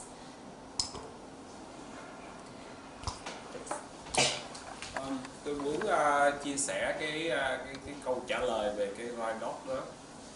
Theo tôi biết thì đó là cái u tàu mà mua của Liên Xô vào những năm 1980. Lúc đó thì cái u tàu đó hoạt động rất là tốt, cho cũng kiếm tiền rất là tốt. Mà đến bây giờ thì tôi vẫn đang thắc mắc là không biết tại sao nó vẫn còn giữ nguyên như vậy. It's a Russian built dry dock. They got around 1980. It make well money, and, but so far I still wonder why it still be there. Maybe we can change it to be museum to replace the old dry dock. Bây giờ thì tôi có câu hỏi cho anh Đức cũng như là bác Tin. Anh Đức có thể nói cái dự án nghệ thuật của anh đó về Ba Son là như thế nào? Tôi rất là tò mò là như thế, anh muốn dựng lại hình ảnh của Ba Son theo một cái dự án nghệ thuật thì như thế nào? Thứ hai là với bác Tim cũng như là các anh nữa thì tôi rất là đồng tình là phải làm một cái gì đó cho Ba Son. Bây giờ thì mình say farewell như vậy, nhưng mà bây giờ thì họ đã đọc hết rồi, nhà cửa nó cũng lên hết rồi. Thế thì với Ba Son bây giờ cái giải pháp nào là khả thi nhất để mà chúng ta cũng giữ lại được phần nào đó hình ảnh của Ba Son? Ví dụ hiện giờ thì tôi lên cái cao Lim Tower đó, tôi nhìn qua thì tôi thấy là vẫn còn được 1-2 cái ngôi nhà sót lại mà không biết đó là cái gì. Ví dụ mình có thể lên tiếng thôi, đọc nhiêu đó đủ rồi, giữ lại. Hoặc là giữ lại cái cổng của Ba Son, giữ lại cái hiện giờ cái cổng Ba Son thì tôi nghĩ có thêm một cái yếu tố mà làm cho mất đi cái Ba Son, đó là vì họ xây dựng cái xe điện ngầm, cái ga xe điện ngầm ở ngay ngay ở cái khu vực đầu đó. Đôi lúc chúng ta nhìn nó cứ lẫn lộn giữa cái chuyện là xây cái căn hộ cao tầng với xây cái nhà ga đó. Nhưng bây giờ câu hỏi của tôi đó là anh Đức cũng như bác Thiên nghĩ rằng là nếu như chúng ta lên tiếng để mà giữ lại một vài cái di tích nào còn sót lại thì chọn cái nào? Đó là một ý. Cái thứ hai là có thể là chúng ta sẽ không giữ lại được bởi vì họ cứ thế họ đọc. Thế thì trên cái nền của những cái căn nhà mới đó, cái căn hộ mới đó, thì chúng ta nên làm một cái bảo tàng như thế nào? Có thể ta có cái mớ là cái bảo tàng hàng hải, vân vân, không biết là mình có một cái ý kiến gì cụ thể không? Tôi nghĩ là qua những cái như bác Thiên trình bày thì cái Ba Son nó không dừng lại là bảo tàng hàng hải, mà thật ra đánh nhé là Hải quân Việt Nam phải coi đây là cái bảo tàng hải quân đầu tiên. Đánh nhé nó chính là bảo tàng về naval, not only maritime museum but naval museum, warship museum something, và đây cũng là bảo tàng về công nghiệp, industry museum. My suggestion to speaker. First question that may what we can do now when almost of the compound, almost the building now will go. Maybe we should suggest to reserve the remain, maybe several one, for example, the gate of Ba Son Shipyard, or some small house we saw.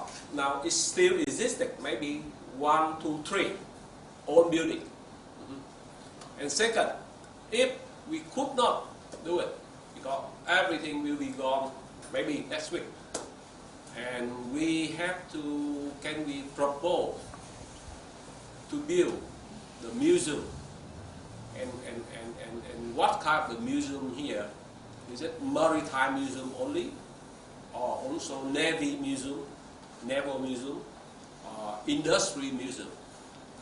I believe that the developer have to be responsible, not only government. If we suggest Ba Son Shipyard, the former Ba Son Shipyard site could become a tourism site,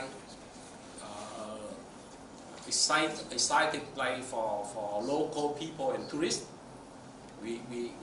Is it the best resolution now? They have to do the compensation by building the museum. The developer, Vincom, for example. That's my maybe not my question, but my suggestion. Thank you.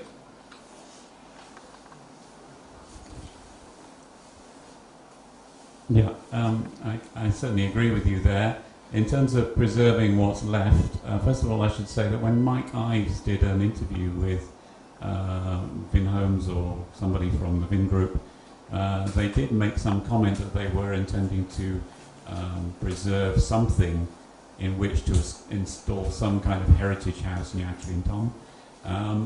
What seems to be there at the moment that you can actually see, apart from the small dry dock, which is obviously more recent, are the gatehouses, which are original French, and there's also this rather hideous heritage house, which is a piece of very ugly faux colonial architecture built in the 1980s or 1990s. So I think we should be all very careful to try and push the Vin Group not to preserve the faux colonial building, but rather to preserve the surviving gatehouse buildings, which are the only authentic ones that I can see there. There are a couple of workshops a bit further in, but I don't know if Dick knows anything about those. Thực ra là cái xưởng còn lại á, mà mình có thể thấy từ trên cao á, là cái xưởng điện tử. Nó là cái xưởng mà chính là cái xưởng mà ba mình ngày xưa đã làm ở trong đó. Thì mình không hiểu tại sao mà đến bây giờ nó vẫn còn giữ lại. Và có hỏi một vài kiến trúc sư thì là các anh đã nói là họ chỉ giữ lại để mà làm cái chỗ mà nghỉ tạm cho công nhân ở trong cái công trường đó thôi.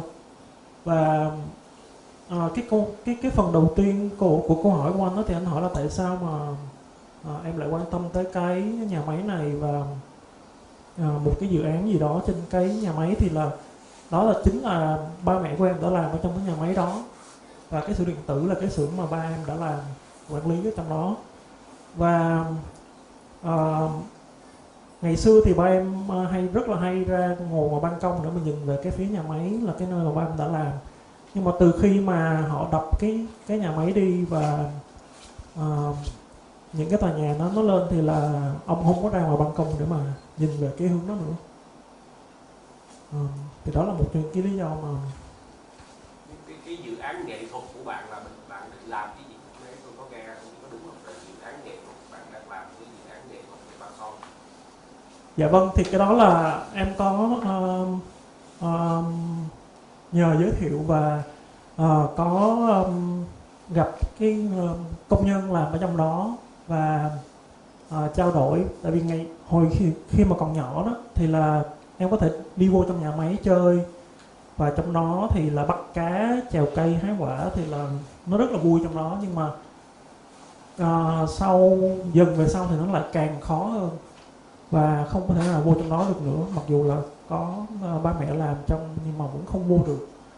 Thì là đến khi mà nghe rằng cái tin là họ sẽ phá dỡ đi, thì là em muốn bằng cái cách nào đó mà chia sẻ được cái cảm giác ngày xưa mà mình được tận hưởng ở trong cái nhà máy đó, và ba mẹ làm trong đó, và những người thân quen mình biết trong đó. Thì với cái người công nhân này thì là em trao đổi với anh đó, và để cũng để biết được rằng là cái cảm xúc của anh khi mà làm việc trong cái nhà máy này như thế nào, về cảnh vật mà anh muốn lưu giữ lại và muốn chia sẻ với em là một người không thể nào vô được trong đó nữa. Những cái đoạn phim ngắn, rồi ngay cả cái tiếng còi hụ mà mọi người đi làm thì em cũng ghi lại cái tiếng đó.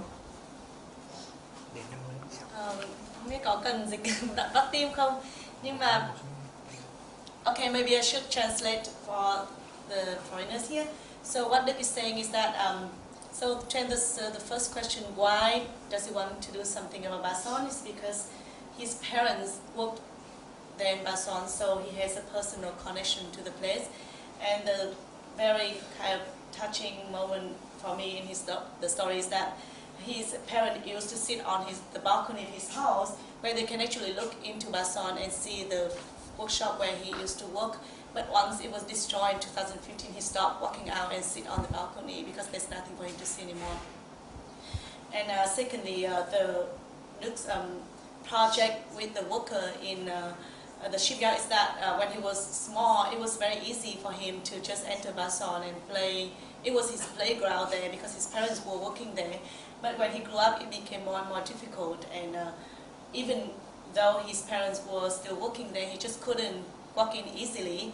So in a way for him, by asking a worker who was working there and taking pictures, he wanted to, not only him, but to help other people have a kind of more personal view of a place that is very intriguing. Like for me, even I always wanted to go in, but every time I walk by, I say, can I go in? They just kick me out. So then for people like us who really care, like how do we get a view of Bason as though we're like one of the people working there and interacting with it on a daily basis. So that's why he showed us the ship, but also like the sound that the amplifier makes. Like it rings in the morning when you go to work and things like that. Yeah. Còn có cơ hội nào? Okay. Mời chị.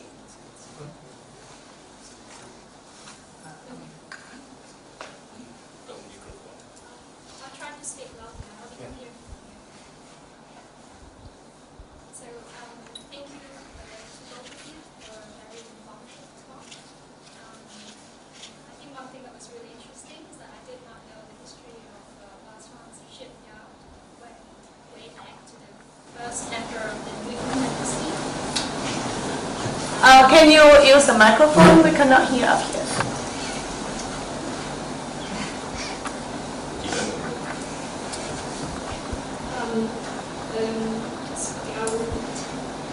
Thank you very much to both of you for a very informative talk about the history of Bason.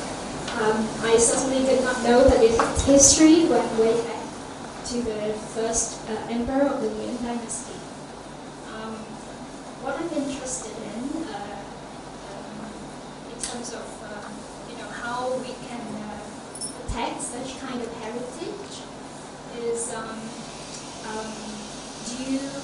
so one question, maybe were you aware of any attempt to for public discourse with people from the leadership of Minh group, and what happened after that? Was I aware of? Oh, were you aware of any attempt to discuss between cultural experts and the leadership of Minh group? What did you have any chance to invite them to sit through a talk like this?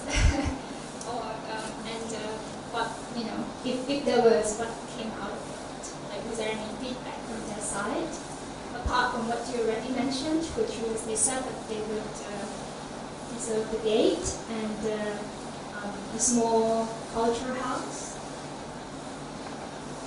I think there was a seminar organised by local conservation experts. I think Ms. Hull was involved and also gave a very strong speech arguing how important it was to preserve Bason. This was back in 2013, and saying that she went as far as saying it was a very bad mistake to destroy it. But just as Luc Chantil's comments and advice was ignored, so the local cultural experts were also ignored. The big problem we've got is that there's no transparency about these things, so we have no idea who takes the decisions. As we all know, JSC is responsible for most of the destruction of heritage buildings in the city, and how the decisions are taken, we have no idea. The biggest problems we have, people trying to preserve heritage in the city, are that, first of all, clearly the current leaders of the city are not particularly respectful of heritage or history. Secondly, we have a problem because we don't have a voice. We can't set up any kind of formal non-governmental agency. The civil society here is still in its early stages, and anything which could be perceived as opposing current policy is very, very sensitive indeed. However, I do think that we can be positive about how we can try to prevent this happening again. We have had some minor sort of successes in the past. I always refer to, for example, the old Cercle des Officiers building, the old District 1 People's Committee building on Lei Yuen, and that building was scheduled to be demolished and replaced by a tower block back in 2014. And through the assistance of our friends in the media, there was a lot of publicity about how important this building was, how historic it was. And eventually the People's Committee of District 1 backed down, and they decided that they would still build their tower, but they'd build it at the back and they'd leave the old building at the front. So that's one instance where we have had some success. So I personally believe that there's ways to ensure that we don't get a repetition of this. I mean, it's a great tragedy. We've lost Bason, we've lost the Tax Trade Centre already, but let's all try to make sure that nothing else goes in the next few years. I think we can do it through a number of ways.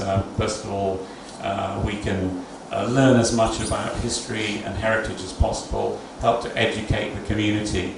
This is really important. I mean, I work with Mr. Dean and various other people in trying to educate people about the importance of heritage. Also, we can develop close links with the media to get them on our side, so when big issues come up, then they're immediately reported in the press. I'm a foreigner, so I don't have as many contacts in the media, possibly, as some of you do.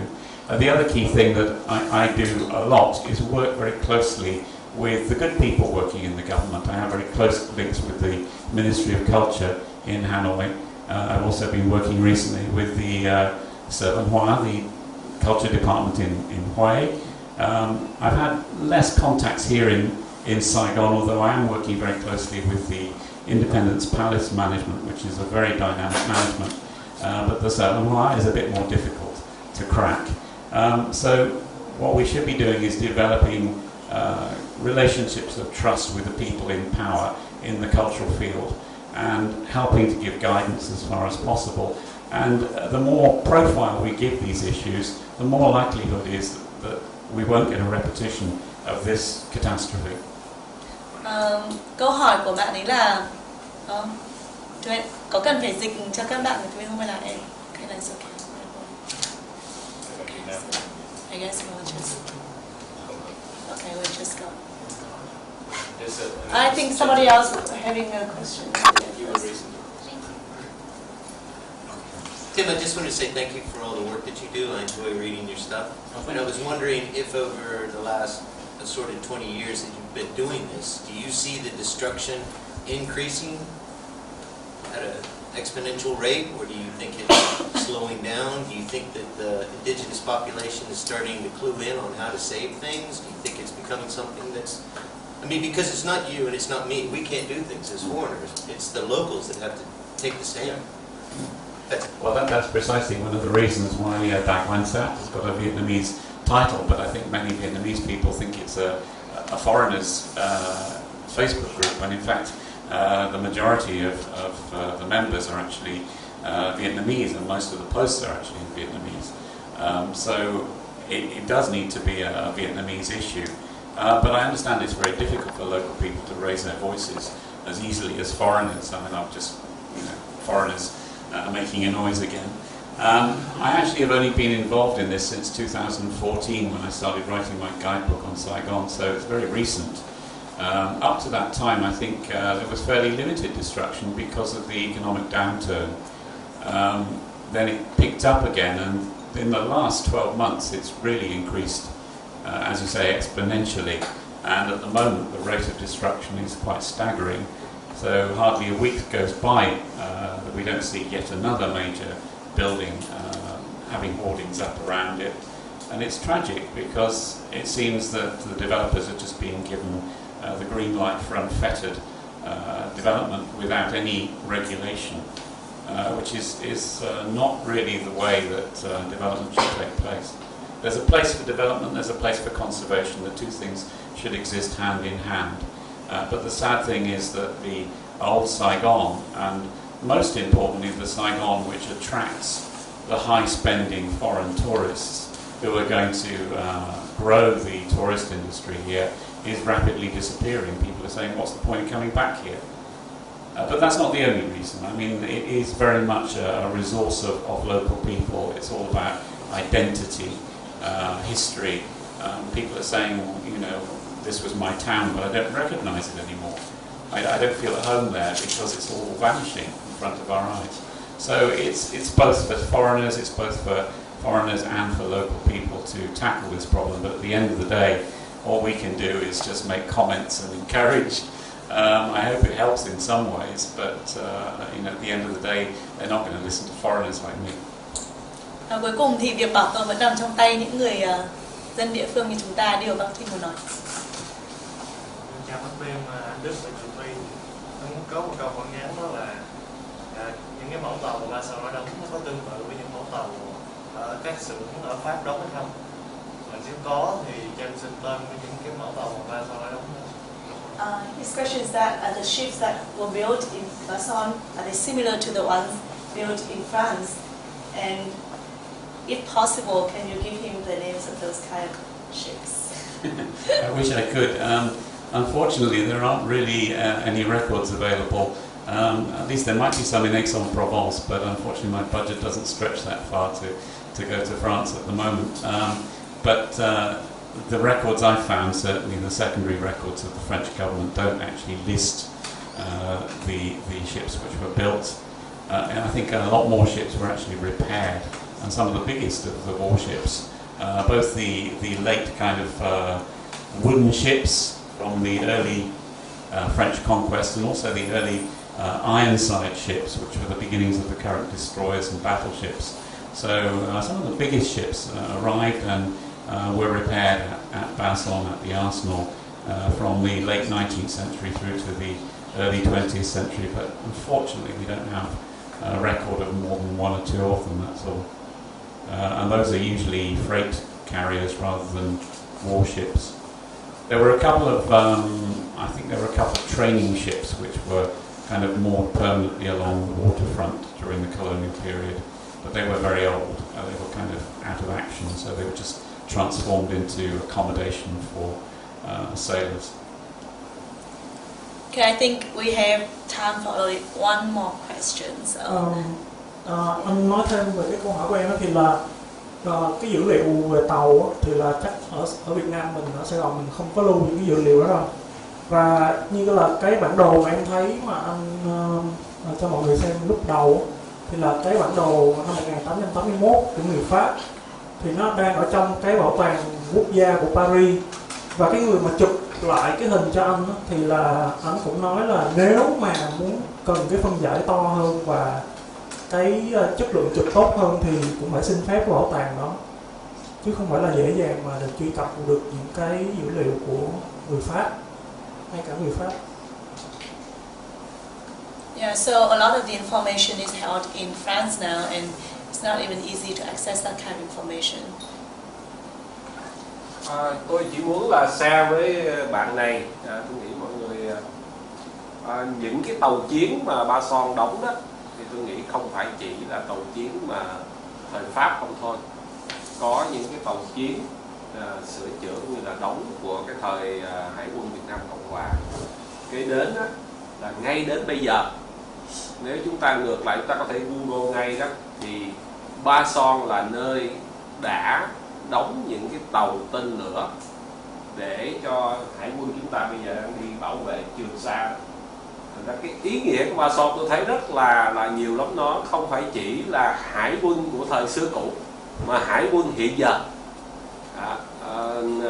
Tôi mới bóc thử thì đúng, ở trong đây là có Google thì là tàu tấn công nhanh, destroyer đó, mà tên lửa hiện đại là được đóng ở Ba Son. Cái này là tin tức công khai. Thì tôi nghĩ là trong cái việc mà nghiên cứu và giữ gìn cái Ba Son thì tôi nghĩ cũng không nên bỏ qua cái thời kỳ hiện đại. Cho đến 2015 2016, trước khi mà tàu nó di chuyển khỏi đây thì ta có những cái đó. We would like to say that Ba Son shipyard is not only produced warship before 1974, but even a lot of warships produced by Ba Son shipyard after that. Even until 2015, we can Google and find Ba Son shipyard make tornado or destroyer, very modern warship for Vietnam Navy. And actually these ships now our Navy use in sparsely islands to protect Vietnam territory. It means Ba Son shipyard have more value, not just in the French periods or last century, but even now, century 21. I guess it's time for us, unless you have a really itchy question that you want to ask. Chúng ta đã hết rồi. Trừ khi là bạn có một cái câu hỏi rất muốn hỏi mà không hỏi thì không thể nào mà tối nay đi ngủ được. Không thì có lẽ là mình sẽ. Okay, I guess you have a very itchy question. Simple question actually. Are you aware of any attempts to digitize these heritages? Perhaps using technologies like virtual reality, where people can, even though they cannot see it in real life, maybe they could visit it and see it in the virtual world if they want to do research or study or can we make use of technology to preserve the heritage? Em rất tốt gặp phải nói tiếng Việt. Em cứ nói tiếng Việt đi cho ai. Yeah. Ý em muốn hỏi là hiện giờ có những cái không biết là có cái dự án nào mà nó muốn áp dụng công nghệ để có thể là lưu giữ lại những cái công trình di sản như vậy hay không? Vì nếu mà mỗi tuần có một cái công trình bị phá bỏ đi thì cái mất mát nó rất là nhanh, rất là dữ dội. Thì có thể dùng công nghệ để mà mình lưu trữ lại để sau này phục vụ cho nghiên cứu. Well, I don't know, you know, Certainly in relation to the visual heritage, the records which all these old photographs have, there's many collections of them, and in fact a colleague of ours, Daniel Cohn, has developed this massive new database where he's collecting all of these and categorizing them, and we have a team of people who come together to add additional information such as the name of the architect, the date, the current status of preservation or whatever. This is actually more than just preserving what's actually there. It's also an attempt to try and do the job that the government should be doing here, which is setting up some kind of proper inventory of heritage. So what it seeks to do, it also gives you an opportunity, anyone with a phone, like a phone camera or something like that with GPS capability, can take a picture of a heritage site and upload it onto the Google Map database, and it's automatically put in position, and then it comes up with a little box, and the kind of administrators then put the information on it. So for example, if you see a shop house, which is a very beautiful old 1870s shop house, which is in fairly good condition, you take a picture of it, it will automatically check the GPS details from your phone picture when you upload it, and it'll place it on the map, and then we will then check this on a regular basis and add information. So we're doing this on a pilot basis for Saigon, but what's hopefully, well, it's called Heritage Go. There's some information about it in the Facebook group, Saigon Heritage Observatory. So there's a whole website, and Daniel is gathering together major collections of photographs of heritage as well. Có một cái nhóm đồng nghiệp của bác Tim đang làm một cái chương trình thử nghiệm về việc thu thập những dữ liệu về các cái di sản ở trong Sài Gòn, thì nó gọi là Heritage Go, và bạn có thể lên cái nhóm Facebook Đài Quan Sát để tìm đường link đến đó, và đây cũng là một cách để mình đóng góp với việc bảo tồn hoặc là bảo tồn những cái di sản hình ảnh của Sài Gòn. Thì là nếu như bạn chỉ có một cái máy điện thoại với camera và có GPS, nếu mà bạn đi đường và nhìn thấy một cái tòa nhà cổ hay là kể cả một cái nhà ống bình thường nhưng mà nó cũ, nó cổ, thì mình có thể chụp ảnh và tự cái phần mềm này nó sẽ cho mình biết là vị trí của nó là ở chỗ nào trong thành phố, và nó upload lên. Sau đó thì những cái người làm của những cái người chạy chương trình Heritage Go để kiểm tra và ghi thêm thông tin vào, và nó sẽ trở thành tài sản chung cho tất cả mọi người. So the aim of this is to kind of crowdsource a heritage inventory, initially of Saigon Chalon, and the whole point is to encourage the government to take it over. So far, I mean, this is the big hole in the problem, and that is that the government has done nothing about actually checking what's there. So how can you expect the government to do anything about recognising heritage sites if they have got no idea what's there, because there's no heritage inventory? So we're kind of preparing a system which can be used. We're crowdsourcing a heritage inventory, and we hope that this will give them encouragement to develop their own heritage inventory for the city. Cái điều mong muốn của cái dự án này là sẽ kiểu khuyến khích nhà nước có thể thực hiện một cách có hệ thống hơn cái việc tìm kiếm và ghi chép lại những cái di sản có giá trị trong thành phố để mình có thể bảo tồn nó một cách có hệ thống.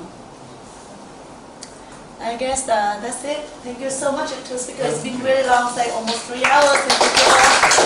Mọi người đã đến, mong rằng đây sẽ là những cái bước tiếp theo trong quá trình chúng ta cùng nhau bảo tồn di sản Sài Gòn, và mọi người có thể đến thăm cái website Saigon Blueprint cũng như là đài quan sát để biết hơn thông tin và những cái cuộc nói chuyện sau, hay là mình có thể đóng góp một gì đó về việc bảo tồn di tích Saigon. Thank you everybody. You can check out our website Saigon Blueprint, the Facebook group, and also đài quan sát to get more information about Saigon heritage and what you can do as a citizen. Thank you. Thank you for translating. You're welcome. Yeah. Sorry I didn't do a very good job, but I'll try next time.